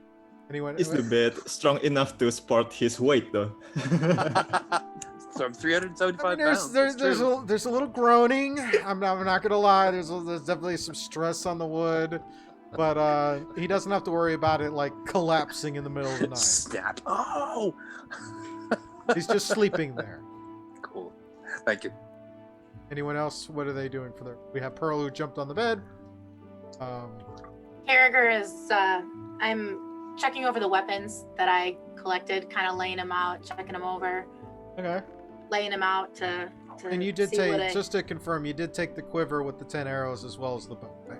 took the quiver, the bow, the scimitar, and the coins that I found in his pockets. Okay. Do they know I took the coins? Do they know I have all that stuff? I mean, obviously they see like the. Oh. Happened. Sorry, I've Oh. got low power mode. It's okay. My Oh, phone's no. gonna die soon, so. Actually, I can fix that. Hold on a second. Sorry about that. I Charger. apologize. It's called. Yeah, it's just Charger. on my headphones, but I can plug in my charger. Yeah. So I'm just kind of looking, like laying everything out and checking it out, seeing what I got. Any Here, cleaning the weapons, because I mean it's still probably covered in a little bit of blood from the dire wolves. A little bit of blood, a little bit of water and whatnot, but you're able to kind of get them sorted out. Yeah, I want to make sure my weapons don't have negative effects from all the rain. So I'm drying stuff off. hear loud purring in the background. I'm enjoying. I'm just kind of curling up on the bed, just enjoying myself. I'm just wiping down the sword with this cat purring in the background. Pretty much. Yuvil, what are you doing for your bedtime routine? Ilya will just doff her armors and then wipe her armor clean, and of course the weapon. And then before he went to sleep, she will make a prayer to Coralan. Titus, what are you doing for your Yeah, similar. I'm, doffing armor and getting all my, swords and daggers cleaned and ordered. I will sleep with the dagger like right there on the bed to have within reach, just in case. Tucked into the pillow so you could like pull it out? Yeah, exactly. Sure. The silver one particularly, just for good measure. Being in Barovia and kind of my backstory, growing up in the village, I was always something on call to respond in case there were invaders. That was part of my job, so I'm extra diligent about being prepared. Yeah, and normally being in Valaki, because Valaki has got kind of a wall that surrounds it, it's typically safer than most other homesteads and communities in Barovia. However, you are aware that a few weeks ago there was an attack on the city. So normally it's a fairly safe place, but there was because of the because of what you did hear rumors of an attack on the city, that you're definitely making sure you're keeping those precautions. But otherwise, you would feel fairly safe comparatively than where you were in your homestead. But as you guys kind of get yourself some rest, you do manage to get a long rest. The following day, probably late morning, early afternoon, because he's spending the time to clean your armor from all the rain and whatnot for those who chose to do it. That's obviously going to keep you up a little bit longer, but it gets to be about late morning, when you all start to come down for your morning meals, brunches, I would say, and they have a few. They have some cooked wolf steaks, some eggs, some potatoes. It's not the most elaborate breakfast meal you've had, but it's passable. It's filling. And as I am coming down for breakfast, obviously grabbing all of my weaponry and putting on my armor. Oh yeah. You know that you have time is kind of the essence. You don't want to dally too long. You have a location. You have a sense based on, especially talking with Thurvin last night, that this seems like you're on a clock, and you have that sense of duty. Tarvos, you as well, being someone trained of a soldier. It's like you guys know. It's like there was definitely a sense of urgency in this.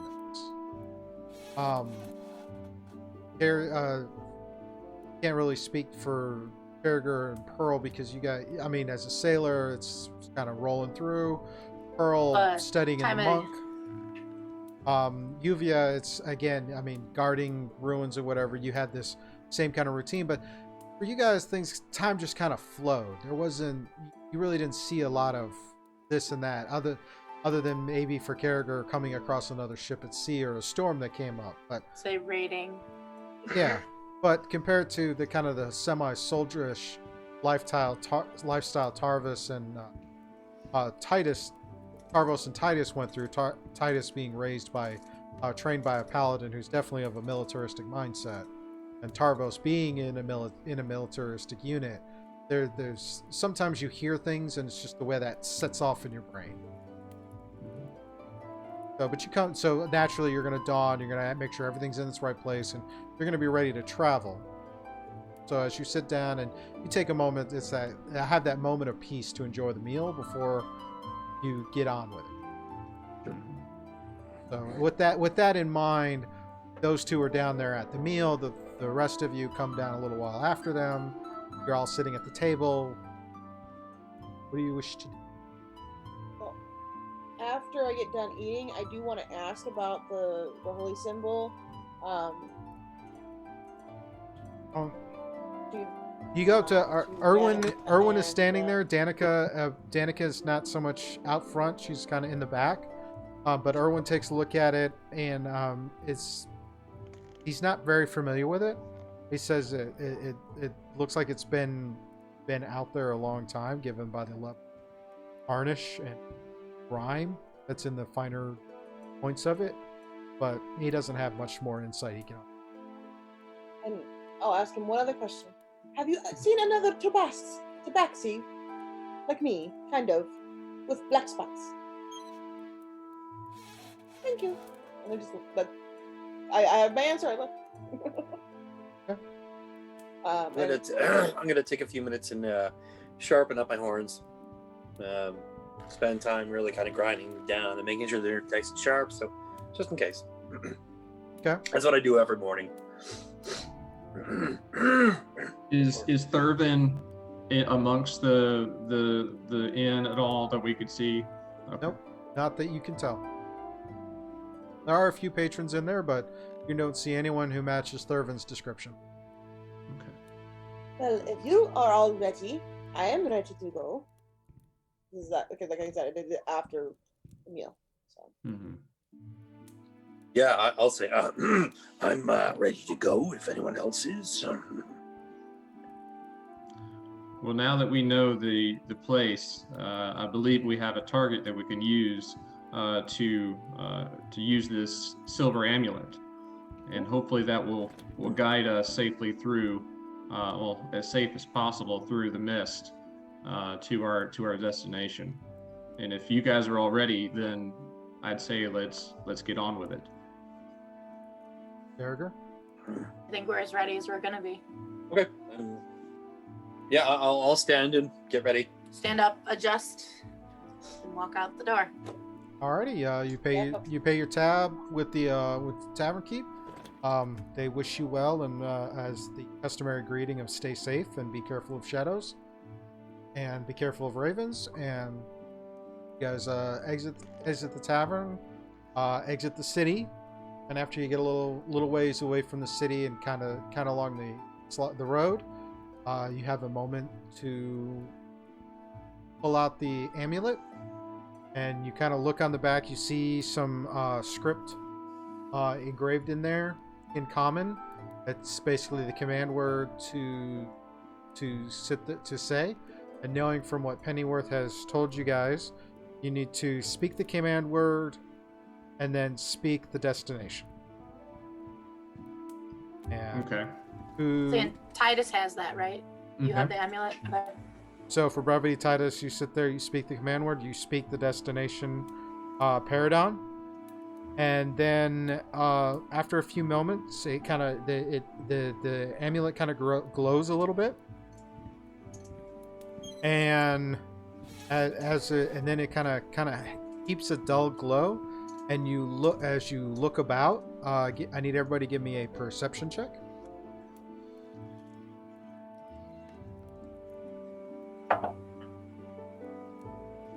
12. 12? 11. 10. 9. At 1 and made 5. We see nothing. You guys, after about 10 minutes, you I'm look paying- up. You look about and you see an image, kind of a ghostly image of a small of an adolescent child. It's kind of grayish, wispy, and the child is standing there, and he's pointing, and he's looking at you like, "What's taking so long?" What's he pointing at? He's pointing in a direction and then kind of calls to you with a waving hand, and then starts to walk in that direction now that he's made eye contact, for lack of a better phrase, with you. And he starts walking, and his path takes him east, and takes you east along the lake, and then once you get to the eastern side of the lake, he starts to turn north and kind of moves in a northeasterly direction into the mountains and into the woods and into the mist. Ooh. Oh, I see. Okay, yeah, I'll follow him. Yep. Kind of look at everyone else and be like, I'm Yeah. all right. And This is obviously what definitely happens when we use the amulet. we're definitely off trail at this point, right? Oh yes, you're Yeah. off. You're off trail. You're in the woods. Oh, yeah. The mist I is. have my sword drawn. I definitely have my sword drawn at this point. As do I. Everyone's I'm like, I will have my shield ready. Say again, Pearl. Did anyone actually tell me that they were walking away? Because I'm literally talking to my owl right now, not paying attention to anybody again. We'll say we'll say for brevity, a few hours have passed where you're following this guy, so you're aware, and every so often you kind of have to stop. You see the apparition stop, look about, and then kind of adjust, and again point, and then call you along. He doesn't speak, he doesn't make any sound, and you notice his attire, or Titus, as you look at him, you notice his attire is very much like Barovia's. Hmm. And kind of leading up into the forest and the mountain. follow him, but definitely still on edge. Oh, yeah. Yeah. Yeah. I'm being careful, but At the ready, for sure. sure. All right. Go ahead and give me a set of perceptions. Or wait a minute. Who's Titus? Since you are, we'll have you leading because you're holding the amulet. I want Right. you to give me a perception check. 22.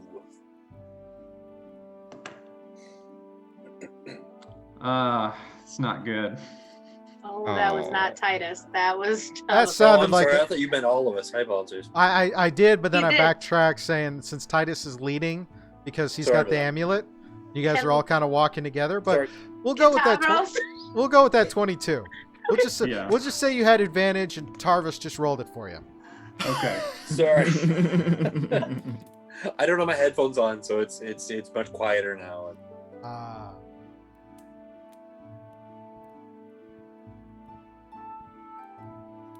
No, it's not you. It's my phone. I know. There's something else this time. Oh, okay. Sorry. I thought, yeah. No, there's nothing I can do. So, like I said, it'll all be cleared up next week. So, All right. So, had to get the Syrinscape going. Traveling through following this, Titus, as you look about in the mist. In the mist, you look about, and you see figures in the mist. There's about 8 of them along each side. Just kind of outlines and profiles, but they appear to be Barovian. One of them actually looks like somebody from your village who passed away a number of years ago. I slow my step as I'm approaching and trying to give my eyes time to adjust to see if I could make out those silhouettes any better, if I could recognize any clearer the figures that were approaching. The one you definitely kind of recognize as you kind of sit there and you kind of look at him. The height, the build, even the facial features are kind of faded, like it's a fuzzy image. The others are again dressed, and you notice that some of the can't really recognize the individuals, but the overall build and structure is like they're men, women, a couple of children. They're just kind of there in the mist on the as you guys are walking. Can I tell if these are corporeal or if they're... Give me a history check. Okay. 13. You know in Barovia that the dead don't stay dead because there's nowhere for the spirits to go. You know that the spirits of the dead tend to exist in the mist until they're essentially reborn. But even then, the actual souls are residing in the mist. This is part of the curse of the land, and that no one ever really leaves. So we are, with this, what I understand this to be, we're on the boundary.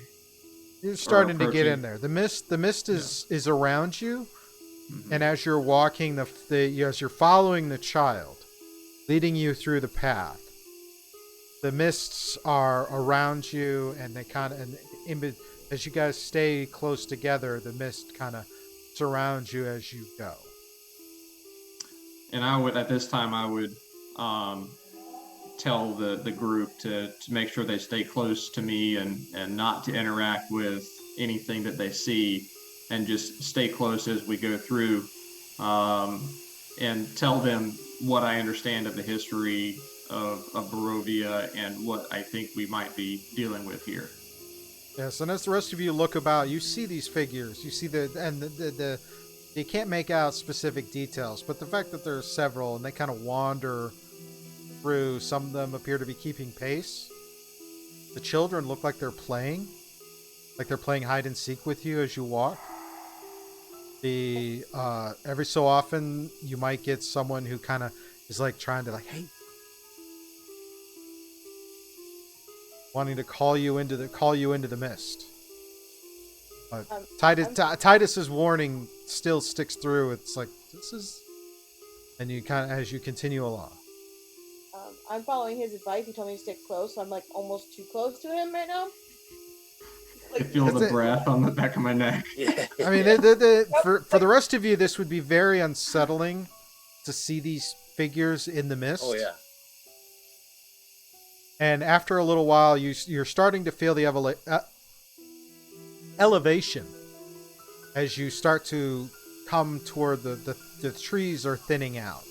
The mist is still there. In fact, it gets thicker as you progress. And you start to ascend up through this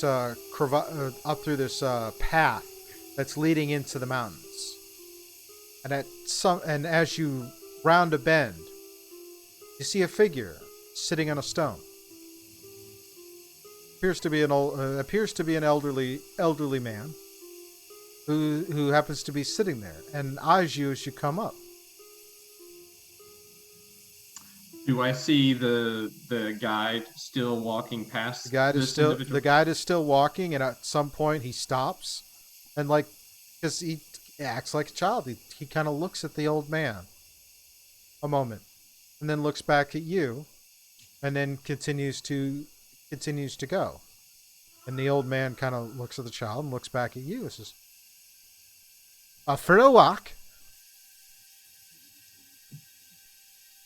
Is that a certain language or? Are you out for a walk? What you walking? Oh, Are you out for a walk? We're fine yeah. with metal. It's a strange child you got. Oh, the guide ahead of us? Do you see any other children here? Not at the moment. All right then. See, it's a strange child you got. You out for a walk? Yes, just passing through To where? to the other side. Sonny, you don't speak very good English, do you? Is your comment is very hard. Am I not speaking plain? Where are you going? Are you out for a walk? Out for a walk. Where are you going?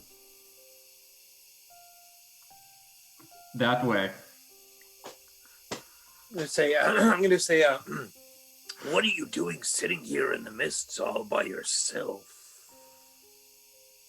I was out for a walk, and I decided to take a break. Where are you going? I'm heading into the valley. Fine.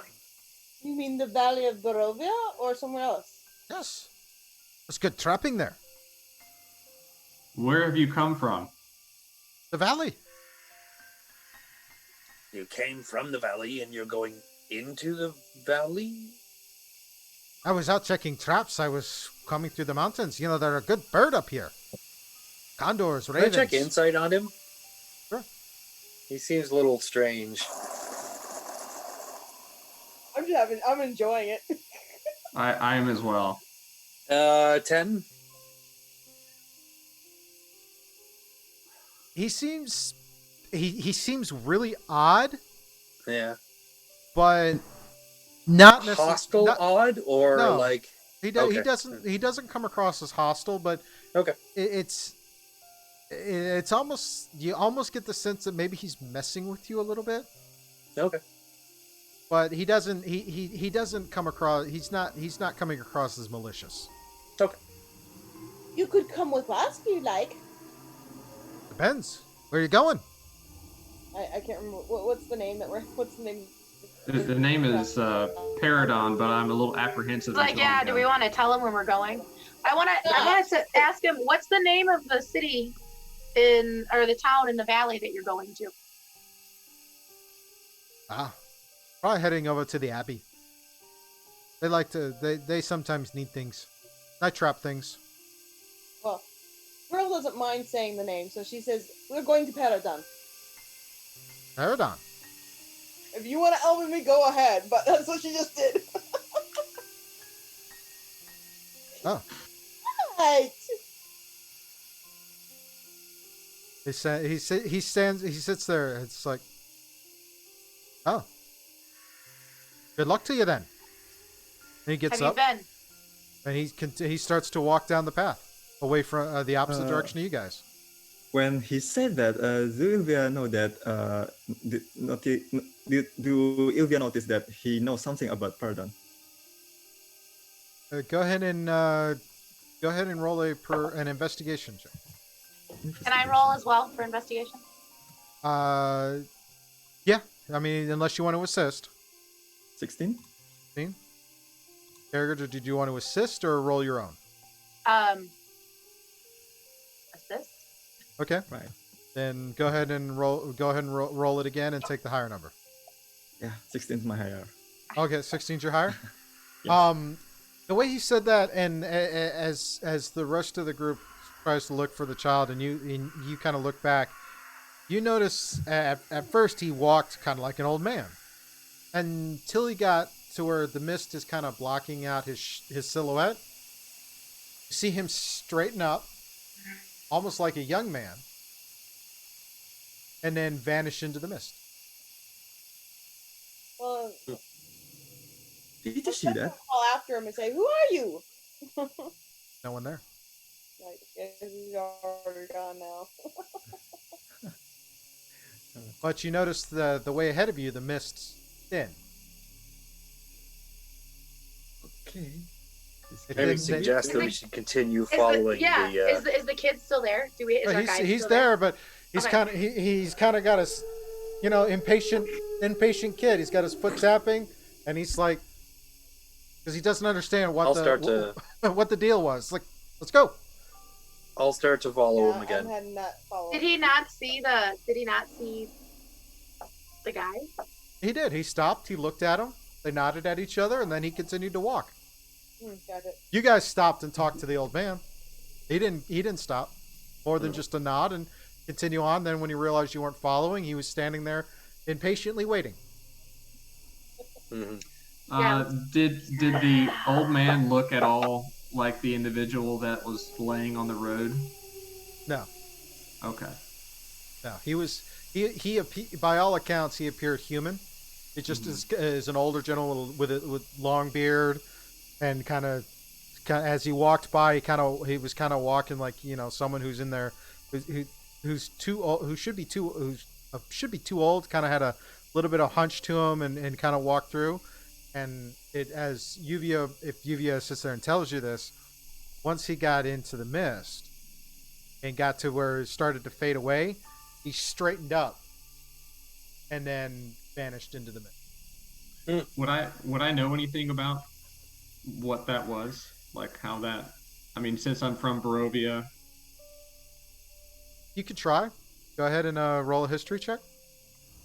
I've been rolling really well tonight, so I'm sure this will go exactly like We all I planned. 13. Barovia has a lot of mysteries and a lot of folktales, a lot of stories. But this one, it's very rarely do you hear about people who have actually ventured into the mist, come back to talk about it. So you're really not sure. Because venturing into the mist is typically not a good idea. And here you are, walking through the mist, following this spell.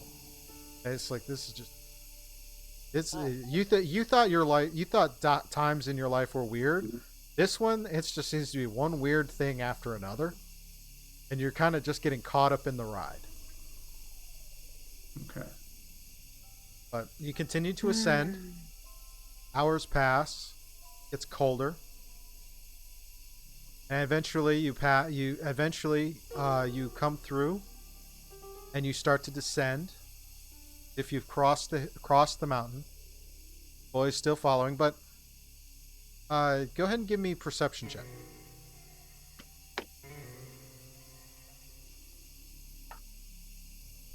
Ooh. 19.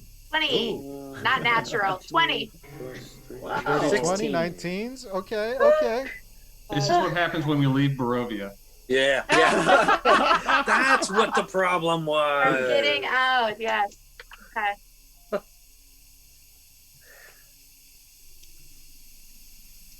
As you hear in the distance chiming of bells. Like clock tower bells, or Yes. like Like Abby? Okay, Okay. clock tower. Like a clock tower. The number How of many?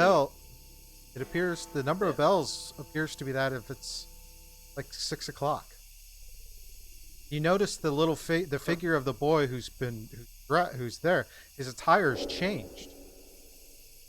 He's no longer dressed like a Barovian, like someone of Barovia. His clothes have shifted to, they're a little dirtier, but they're not farmer's clothes. Like almost like a city type clothes. And as you hear the bells of the clock over the dim, you come up to a rise, and and you look over and you see lights in the distance. The path continues to down into rolling hills, and as you look out, you see a city that's the lit. big city. It is a huge city. You see in the distance a huge clock tower with 4 faces, and the faces are somewhat illuminated. And you see that it's very hard to make out the individual numbers along the clock face. But you see the hands. And given the bells, it's almost like it was telling time. You hear the echo of hoofs and wheels on cobblestone. And the boy continues to walk toward the city. Eventually you step into a city. And the fog is still there. It's very thick, but not as thick as it was when you were traveling through the mist. But there are lamps that appear to be gas-lit lamps. Cobblestone streets. And you see people walking about. All kinds, all various races, and their attire is,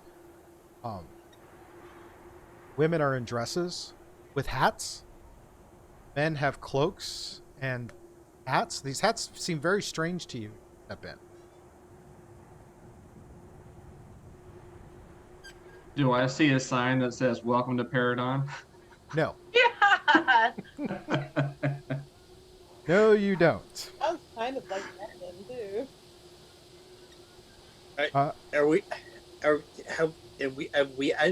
We've walked into the city. You're on the outskirts, walking in. As you come, Is there like guards or a gate or anything like that, or no, just a main. For a city You this walk large? You walk onto a path that, as you get closer, goes from dirt into more of a stone pathway. There's people walking about. You see individuals that could be some type of city guard that you've never. But their attire is a little odd. You're not sure what it is. how do you mean odd? Like what's odd about it? Like I guess I don't understand what you mean by odd. Totally different culture than we've never seen, right? Yes, we're talking the women. We're talking the fact that the men are in suits and cloaks and tall hats. The women are in very, very muted color dresses. Would that not be? That wouldn't be normal. Not for someone of Theros. If you think about, for us, we're like medieval-ish type culture, and I guess so. Yeah. All right. Yeah, and this now one. we're like literally walking into like London. Okay. No, that's fine. Yeah. Yeah. Almost. Like, Yeah, it to kind of help help with that description. Yes, you're essentially walking into what appears to be Victorian London. Okay, that's fine. I don't know enough. Like I don't know if there's any other towns that I just don't know.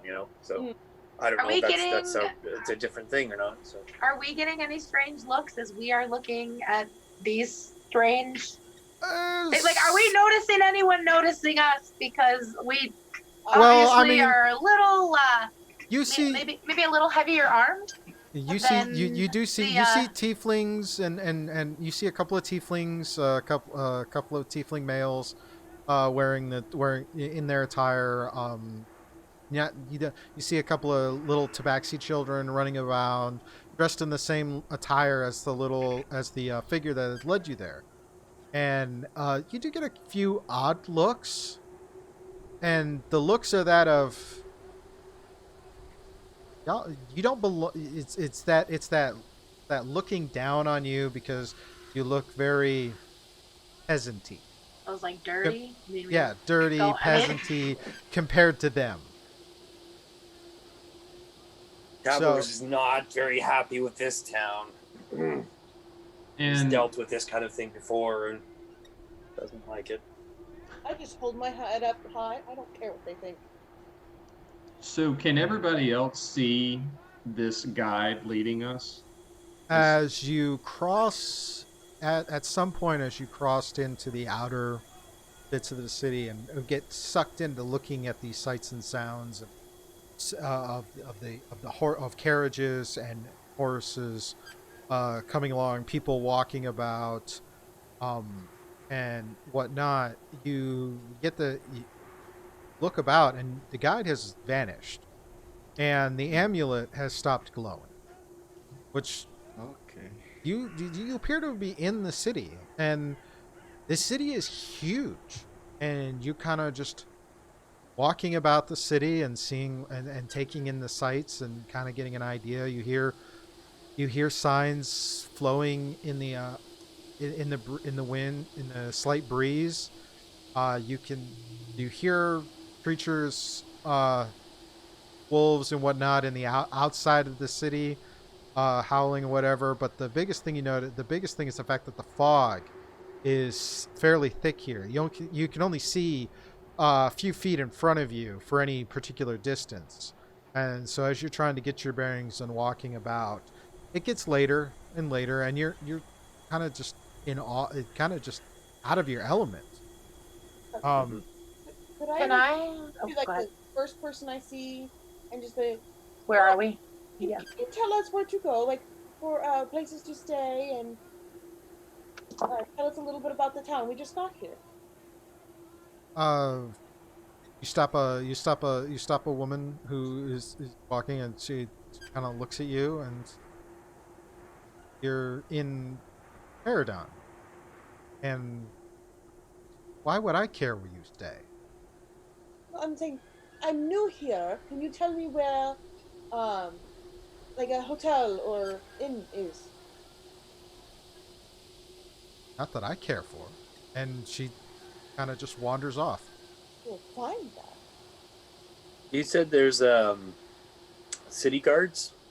Yes, you walk up. They individuals with wearing suits and they appear to have whistles and appear to have some type of badge.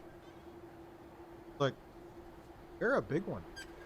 Is it possible for me to use my military rank, my class feature, it says you can invoke your rank to exert influence over other soldiers and requisition simple equipment or horses for temporary use. Would that mean that I could also get information from them as to where an inn would be, or is it just getting equipment and horses? Or could I even do that? In more of a military type setting, but this is in this instance, because it's so foreign to you, you're not sure, but you do make the attempt. Okay. And one of them is looks at you as well. There's a couple places to stay. I would say you probably want to head down this way, and he gives you directions to kind of lead toward an inn. And he seems fairly nice. He has a bit of an accent, but it doesn't take away from being able to understand him. And he's fairly friendly, but he he tells you, it's like, excuse me, I need to continue on my patrol. And kind of leaves you with those directions. Can I roll insight on him? The only reason I ask is because I was told that things in this town are not what they seem. So Okay. Good idea. I just want to make sure that he's not giving me directions someplace that's going to be bad. Of course, I rolled a natural 1, so it doesn't really matter. As far as you can tell, he was telling you everything is the gospel truth. Perfect. At least you tried, right? Yeah, Oh, well, man. I got to try. That's exactly right. So as you attempt to follow those directions, of course you're trying to make sense of how the city is. And as you go about, there's a swirling mass of thick fog that makes it difficult to see more than a few yards in any direction. And seems to distort the sound somewhat. Somewhere in the distance, you hear the slow gonging of the clock again. And as you hear that, you keep close to each other as you pass various alleys and whatnot. And then you hear something. You hear a scream. A woman's scream. And as it peaks in its shrill sound, it stops. Kind of gargles. Silence. And that's where we're going to end tonight, and we'll pick up again next week. Chance to draw my weapon. You have been learning too well from Jason.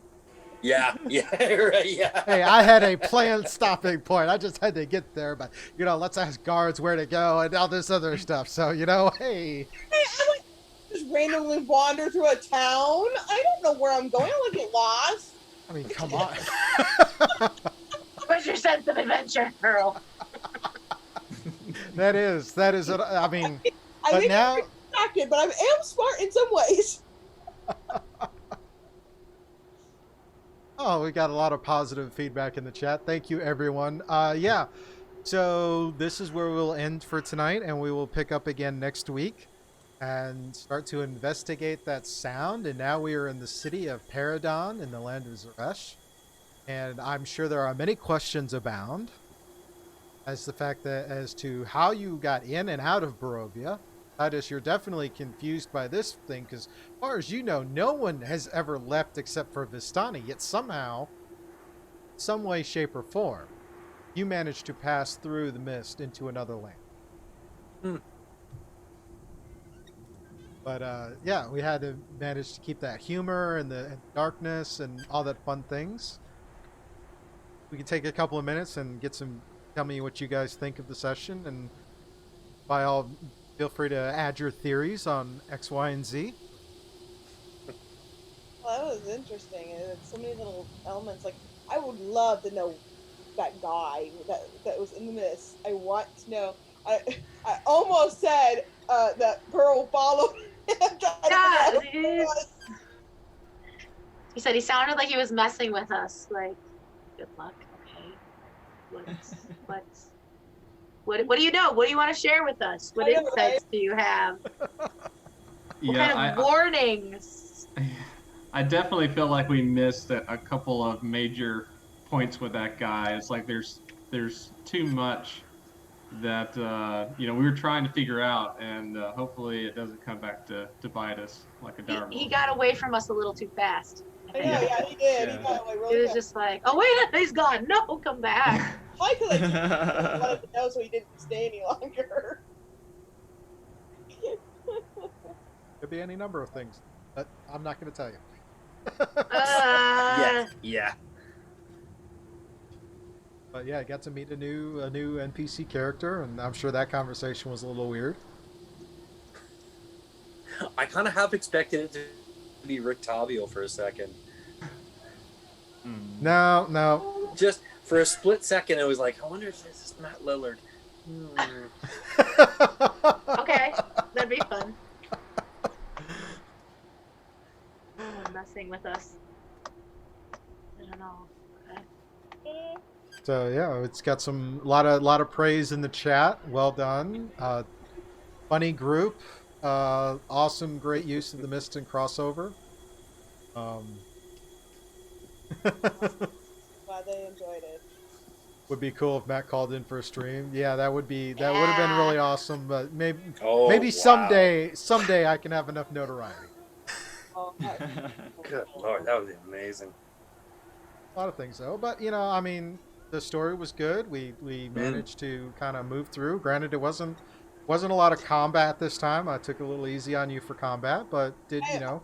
Thank shocked. you. I did not. Well, get with there. our rolls tonight, I'm really glad we did not, because it would Yeah, have been right, a TPK. yeah. It would have been, it would have been, oh boy. And to be fair, and I will be completely fair with you, I was rolling on the random encounter table, and No. unfortunately, that where your rolls were not that great individually. Apparently, the power of the dice flowed through and was able to keep you from dealing with some stuff, and got to layer in some interesting little elements because. As I've always said, encounters don't have to be combat. Encounters can be anything where you interact with the environment. Yeah. A dead body, a conversation, picking up a trinket out of some random part of the ether. Oh, I liked that. It was all fun. I'm still I'm very shocked though that Pearl did not draw attention to herself and have us get attacked because you're like calling out for her owl and stuff. I was like, I'm Yeah, that was like, my party right now. Oh, pardon I know, me. and you didn't Oh, hush me. You excuse could me. have totally come over and just tried to hush me, but you guys didn't. I'm like, okay, fine. we were distracted by the dead body. I was looking for shiny things, sharp things.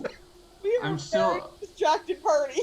Yeah, I'm still expecting that symbol of Palor is going to have some unexpected outcomes. So You know, sometimes a trinket is just a trinket.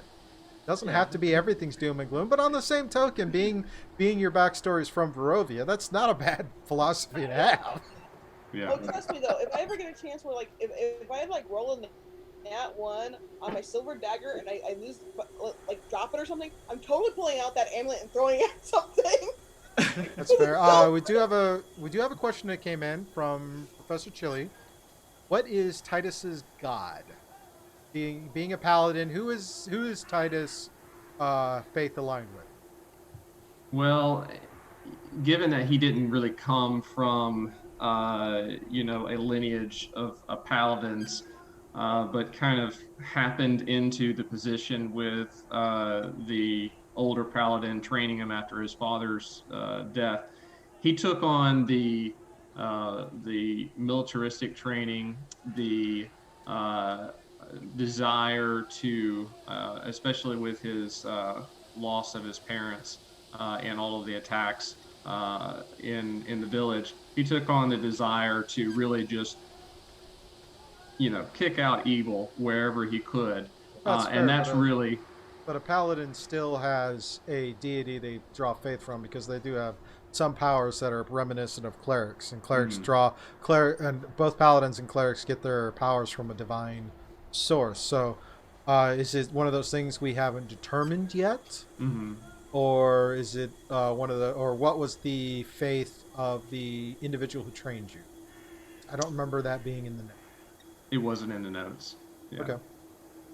So we know it could be that that person didn't tell you his faith. He just because you were so interested in learning and he was wanting to teach that your faith the source of your faith may come. For all we know, it could be Palor. But right now, being someone of Barovia, everything's kind of questionable. Oh yeah, definitely. We'll see how that goes. Any other quick questions in the chat? Because I know these wonderful people have been up for a few hours and would like to go to bed at some point. So I don't want to infringe on their time too much. But as always, thank you each of you for choosing to hang out with us and do this story. It's awesome and amazing, and I really. Thank you to the community and to the moderators and everyone else in the chat. You guys are awesome. Been keeping it going. There's a lot of cool things that have happened in chat. I've only been able to skim it, so I couldn't react. But we'll kind of keep it as spoiler free and whatnot as things progress. Because you guys can all be in the chat too if there's questions that come in. Reminder that Scuba and the Rye on Tuesday nights, 9 p.m. We're going to talk about New Mutants and some other things that come up. I apologize for last week's episode. Hopefully, we're not going to have those issues. But it is up on the Scuba Studio YouTube. So by all means, go check it out there. Thank you again, Syrinscape, for the soundboards and background musics. Going to keep working on this sound set for our next session. And next week at 10 a.m. Eastern, we do have a new adventure or a continuation of the adventure with Twilight's Last Gleaming. Some of the players who want to continue to see what happens. So we will see how that journey progresses. Where we left off with them, they were still in the Shadowfell. They had just defeated Loridak, and now they were trying to assess what they were going to do next. And then, of course, next Saturday at 8 p.m. Eastern, these wonderful people will be back, and we will see what happens in the city of Paradon, as they've just heard a murder.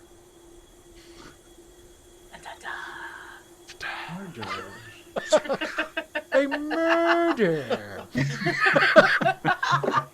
Oh, there were people in the chat saying that they were thinking of Sherlock Holmes because of this. Yes.